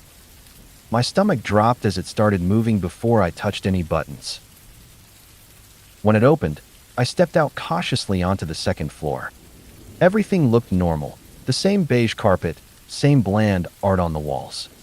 Except, halfway down the hallway, between rooms 208 and 209, there was a door I had never seen before. No plaque, no handle, no hinges, just a door-shaped outline in the wall, like someone had drawn it with a ruler. And above it, printed directly on the wallpaper, 214. I stared, unable to breathe. Then the door outline shifted. Not opening, just adjusting itself. Like the shape was becoming more defined, more real, as if the hotel was quietly making room for something new. Or someone. I backed away slowly, refusing to look away from it. The elevator doors closed behind me without a sound. When they opened again on the lobby, the ledger was gone from the counter. No trace of it. Not even a scrap of paper. I quit 2 days later. Sometimes, in dreams, I see that door again, just a faint outline, waiting for me to get close enough. And every time, it looks a little more solid. A little more real. Like one day, it'll be ready to open. And I'm terrified to know what's on the other side. A few years ago, I lived in a 7th-floor apartment facing a quiet city street. I worked late and often got home around 2 or 3 a.m. Usually, the street outside was empty, just traffic lights cycling uselessly over silent intersections. One night at 3:12 a.m., I walked into my apartment and glanced out the window out of habit. The street was empty, except for a city bus stopped at the corner. That alone was strange. The night routes ended at midnight. Always. I'd lived there long enough to know that by heart. The bus headlights were off. The interior lights were strangely dim, glowing like old candles trying to stay alive. I couldn't see the driver. The bus sat completely still, doors closed, engine silent. I checked the time on my phone again. 3:12 a.m. I watched it for a good minute, expecting it to move. But it didn't. Not an inch. It felt like looking at a photograph. Eventually, I shrugged it off. Maybe the transit company was testing something. Maybe someone broke down and was waiting for a tow. I went to shower. When I came back to the living room, towel over my head, the bus was gone. The street was empty again. No taillights. No sound of an engine. Just empty pavement. I admit I felt a little uneasy. The bus had been huge, hard to miss, hard to move without noise. But I let it go. The next night, same time, same view. The bus was back, in the exact same position. Same dim interior lights. Same dead stillness. Again, it didn't move at all. Not while I watched. Not while I made dinner. Not while I paced the room trying to decide if I was imagining things. At 3:29 a.m., I looked out again. Gone. Vanished. Now I was freaked out. The third night, I set an alarm for 3:10 a.m. I waited by the window. At 3:12 a.m. Exactly, the bus blinked into the corner of my view like a skipped frame in a video. One moment the street was empty, the next it was there. Not arriving. Not pulling up. Just there. Something about that made my skin crawl. I grabbed binoculars, old ones I used for bird watching, and aimed at the bus. Through the glass, I saw movement inside. People. A full bus of passengers, all sitting perfectly still, facing forward. Not slouched or relaxed, upright, rigid, like they were carved into the seats. No one blinked.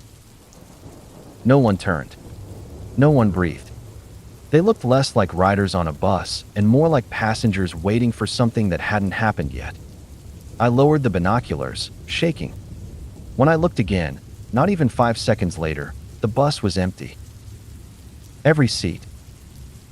Every row. Empty. At 3:29, it disappeared again. The next morning, I walked to the corner in daylight. I needed to see something, tire tracks, an oil stain, anything to prove the bus had been there. There was nothing. But I did notice the bus stop sign had a small, worn sticker on it I'd never seen before. Route 0, final pass, 3:12 a.m. Passengers board by appearing. I touched the sticker. It peeled off in flakes like it had been there for decades. That was 3 years ago. I moved apartments, moved cities, moved states, but every once in a while, no matter where I live, I catch a glimpse of something impossible out of the corner of my eye at exactly 3:12 a.m. The faint glow of interior lights. Rows of motionless silhouettes. A bus stopped at a corner that shouldn't exist. And each time, it's a little bit closer. I'm scared that one night, it finally won't disappear at 3:29, and I'll have to decide whether or not to get on. A few years ago, I lived on the top floor of a really old apartment building with a flat tar roof. At night, you could hear the city far below, traffic, sirens, the occasional drunk yelling. But up high, it felt almost peaceful. One night around 3 a.m., I was sitting on the couch when I saw something odd. The ceiling dust was drifting down very gently, like someone had lightly tapped the roof from above. Not loudly, not even audible. Just a tiny sprinkle of dust drifting through the air. The building was old, so I brushed it off. Probably temperature change, or the roof shrinking, or whatever roofs do. But then it happened again, and again.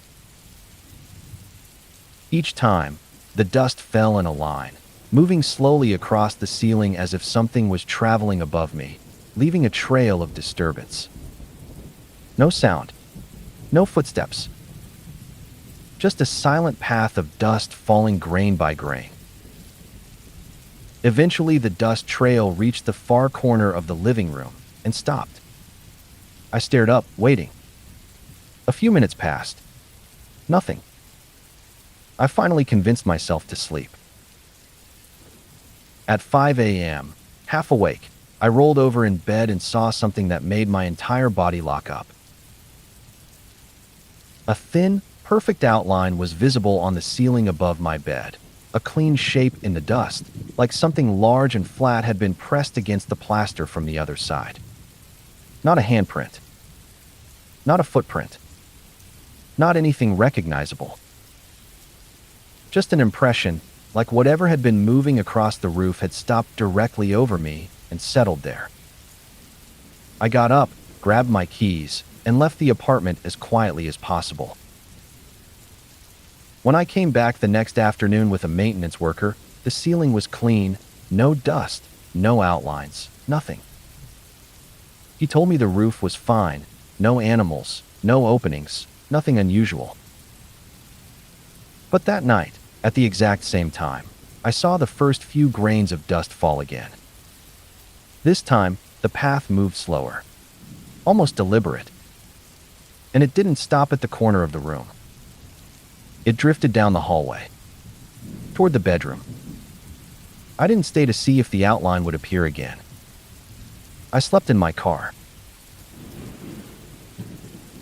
And sometimes, even now, when I'm lying in bed in a completely different home, in a completely different city, I'll catch a single grain of dust floating down from the ceiling. No noise. No reason.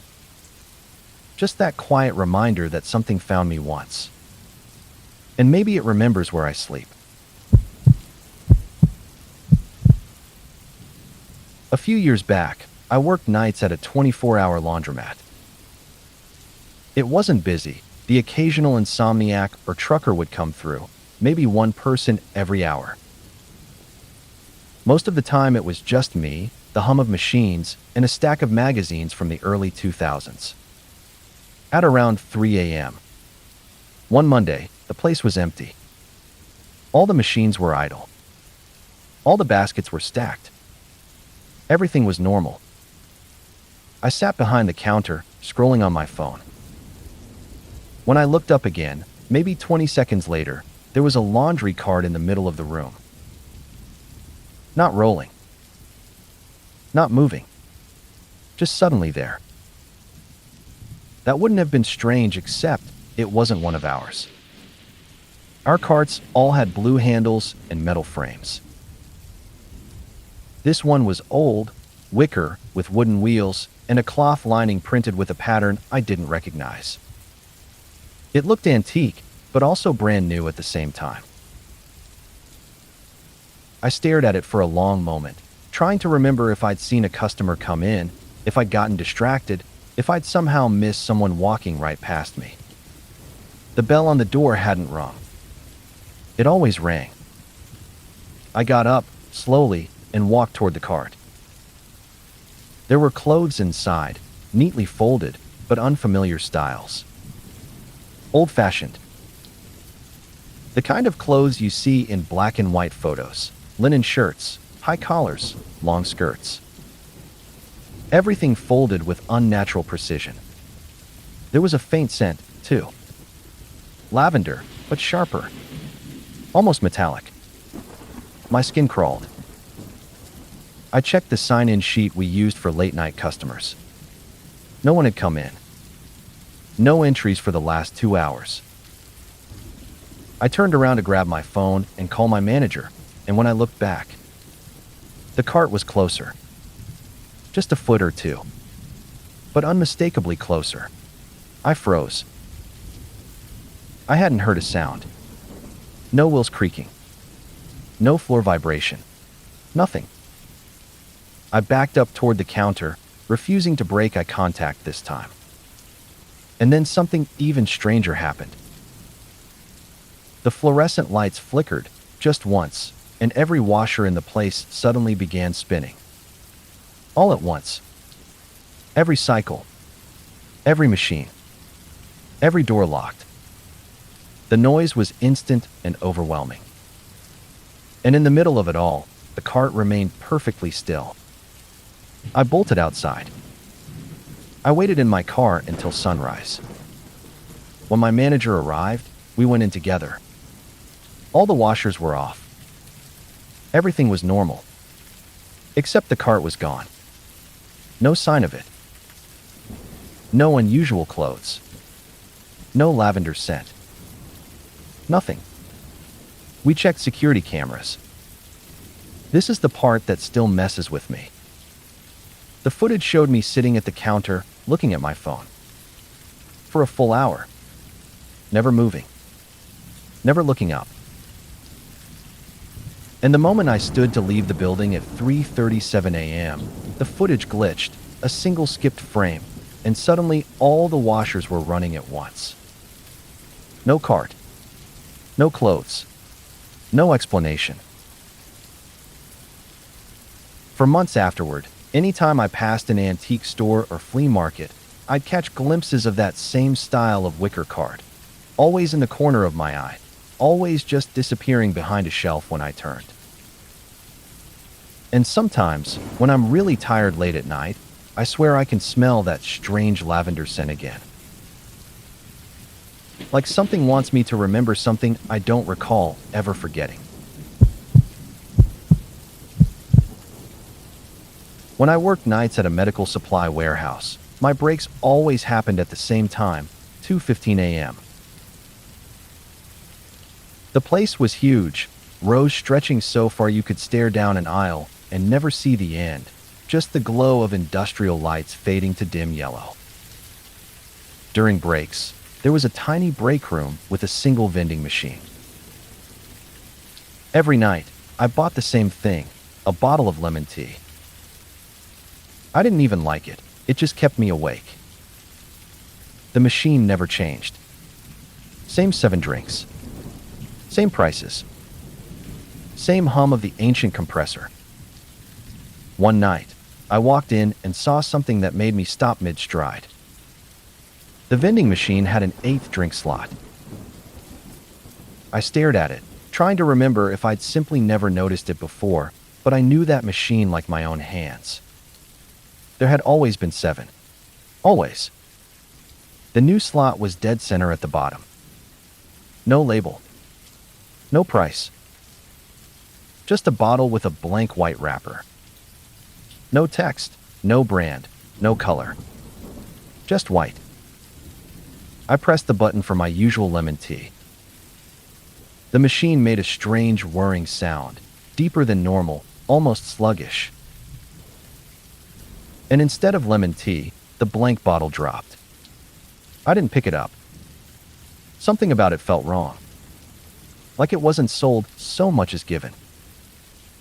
The wrapper wasn't even paper. When I looked closer, it had a texture like skin. Not smooth. Not glossy. Organic. I left the bottle sitting in the tray and walked back to work early, trying to shake the feeling that it had been waiting for me to choose it. The next night, I checked the machine again. The blank bottle was gone. But the 8th slot was still there, now holding a different drink. This time it had a label. Try again tomorrow. I never touched that button. I stuck with the lemon tea. But the 8th slot changed every night. Once it read, "Not for you." Another time, "Think carefully." Another, "You're being watched." One night, my final shift, I walked in at 2:15 and froze. The vending machine had only one item. Just one. Every other slot was empty except the 8th. And the bottle in that bottom center spot didn't have a label at all. This time, it had my name printed on it. Perfect handwriting. Like someone had traced the letters by hand. I backed out of the room and didn't break eye contact with the machine. The way the light reflected off the bottle made it look like something inside it was moving, shifting, reacting to me. I quit the next morning. Months later, I saw the same style of vending machine in a train station 2 states away. Completely normal, sodas and snacks, and nothing unusual. But there was one empty slot. Dead center. Bottom row. And even though it was empty, I'm certain I saw the faintest outline of a bottle there for a split second. Just long enough for me to read a label that didn't technically exist. Welcome back. A few years ago, I worked late nights doing data entry at a surveyor's office. We kept a giant archive of physical maps, floor-to-ceiling flat files full of hand-drawn topo sheets, old city plans, weather charts, that kind of thing. The office was never scary. Fluorescent lights, beige walls, smell of ink and paper. The opposite of haunted. One night around 3 a.m., I was filing away a stack of maps when I noticed something odd. One drawer, labeled State Highways 1970 to 1978, was slightly open. I knew I hadn't touched that drawer all week. Still, I pushed it closed. It slid back open a half-inch. Like the drawer was too full, or something inside was pushing outward. I tugged it out, annoyed, prepared to reorganize whatever was jammed. Inside was a single map. Not folded. Not stacked. Just one large sheet lying perfectly flat. It wasn't one I recognized. No highway markers. No cities. No contour lines. Just a pale, blank-looking map with a single black line running across it, almost like a wandering path drawn by someone with an unsteady hand. The line was jagged, inconsistent, looping strangely in some areas. I looked for a legend or title. There was none. Then I noticed the date stamped at the bottom. 12:14 a.m. Today? Not a year. Not a month. A time. And stamped in the corner. Active. I stared at it. It made my stomach sink for no clear reason. Out of curiosity, or maybe stupidity, I ran my finger along the black line. The paper felt warm. Not heated. Body warm. I dropped it immediately. The black line began to move. Slowly. Creeping forward on the page like spilled ink, deciding where to spill next. Every few seconds it jerked left or right as if reacting to something. I stepped back. My pulse was hammering. The line paused, then extended a fraction of an inch, sharper, more deliberate, toward the lower edge of the paper, directly toward the tiny printed label that marked the map scale. Except the scale label wasn't numbers anymore. It said, Heston Building, 3rd floor, North Office. That was the name of my building. My floor. My section. I looked closer. At the very edge of the paper, a tiny had formed at the end of the moving line. And next to that dot, microscopic but unmistakable, was printed. U. I slammed the drawer shut so hard the cabinet rattled. I grabbed my bag and bolted. As I left, I heard the metal drawer slide back open behind me, smooth and silent. I didn't check. I didn't want to know. I quit the next day. And to this day, I can't look at maps, GPS, paper, even mall directories, without feeling like the routes are just a little too interested in where I'm standing. Sometimes, when I glance quickly, I swear I see a tiny black line adjusting itself, trying to find the quickest way to me. I used to volunteer for a community center that ran overnight warming shelters during winter. Most nights were quiet. A handful of unhoused people would come in, grab a cot, and sleep.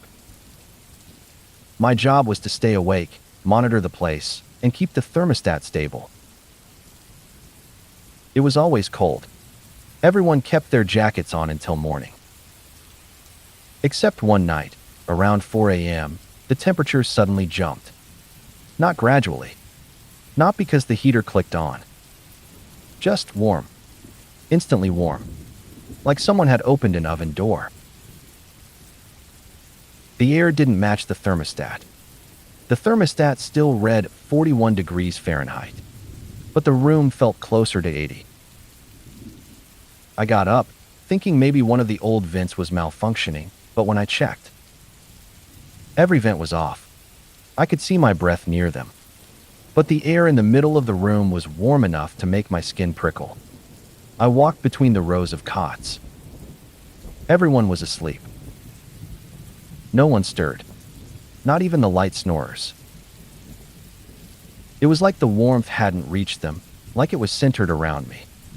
I stepped into the hallway to see if maybe the heat was leaking from another room. The hallway was freezing. I went back into the main room. Warm again. But different this time. The heat felt familiar. Not like a heater. Not like a fire. More like the kind of warmth you feel standing next to a living person. The kind that has weight. I shook the feeling off and checked the building's ancient boiler. Everything was normal, dead cold. No pressure change, no hiss, nothing. When I returned to the shelter room, the warmth was gone. Instantly. Like it had never been there. I sat down at the staff desk, trying to convince myself I'd hallucinated it. Sleep deprivation, maybe. About 15 minutes later, my phone buzzed with a notification. I glanced at the lock screen. It was an auto-generated on this day photo memory. I hadn't opened the app in months. The picture was from 3 years ago, me and my older brother sitting outside a cafe, sunlight hitting both our faces. He had died the previous winter. Suddenly the warmth felt different. Not threatening. Not comforting.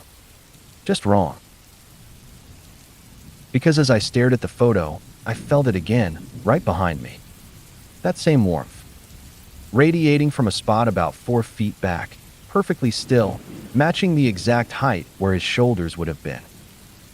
I didn't turn around. I don't know why. Instinct, maybe. Eventually it faded. The air cooled. My breath missed it again. The next morning, when everyone cleared out, I checked the chair behind mine. Ice cold. Since then, it's happened a handful of times. Always late, always sudden warmth from exactly the same distance behind me. And every time, without fail, my phone shows a memory I didn't ask for. Different photos. Different years. Different moments. But always including him. Always with that same sunlight. Always on nights when I'm alone. When I was in college, I took the overnight shift at a wildlife rehab center.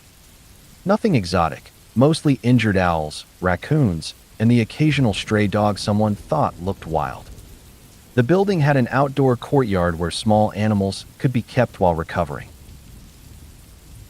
Motion-activated cameras monitored it, and every hour I'd check the live feed just to make sure nothing got in or out. Around 2:41 morning, I glanced at the feed and noticed something strange. Every animal in the courtyard, 11 of them, was positioned in a perfect arc along the fence. Not sitting, not sleeping, just standing or perching in a curved line, all facing inward, as if waiting for something to appear in the empty center. Raccoons, a fox with a splinted leg, 2 injured owls in separate enclosures. A possum, even the stray dog, limping but alert. All aligned. Precisely. I assumed the camera was glitching. Maybe a freeze frame layered on itself weirdly. So I went outside with my flashlight. The courtyard was silent, and the cold air hit me hard. But the animals, they were exactly where the feed showed them. None of them moved when I approached. Not even the dog, who usually wagged its tail the moment someone walked outside. Their eyes weren't focused on me. All of them were staring at the center of the courtyard. An empty patch of concrete.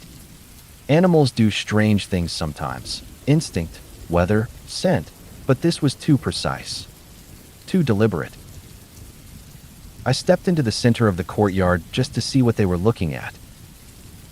Immediately, every animal turned away. Heads rotated. Hinges of movement all at once. Not frantically, just smoothly, as though they were collectively avoiding me. I backed up toward the door.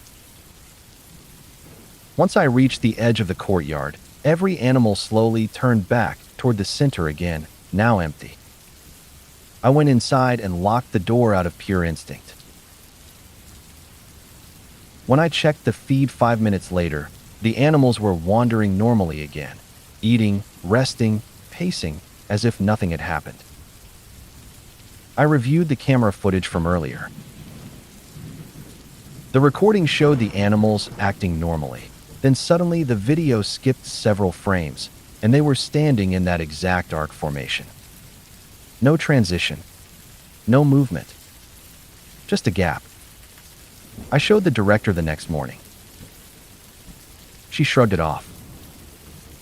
But the next night, at the same time, 2:40 a.m., it happened again. This time, the arc was tighter. More curved.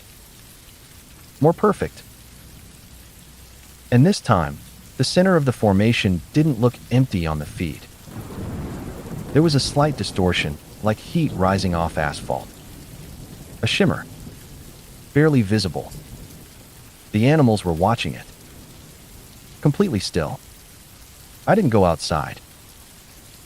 On my final night shift, I watched the feed at 2:40. The animals formed the arc again. Except the center shimmer wasn't faint anymore. It was stronger. Clearer. Like the air itself was bending around something that wasn't entirely there, or wasn't entirely here. And while I watched, the shimmer moved. Not much. Just a few inches. But every animal backed away at the same time, widening the arc, giving it space. Then the feed froze. And when it resumed, the shimmer was gone, but the arc remained unbroken. I left early. I quit the next day. Now, years later, whenever I see animals gather, birds on a wire, squirrels in a park, dogs at a shelter, I can't help noticing when they're arranged in even the slightest curve. And every now and then, there's a tiny spot at the center of their attention where the air looks just a bit too unsteady. Like something is still trying to learn how to take shape.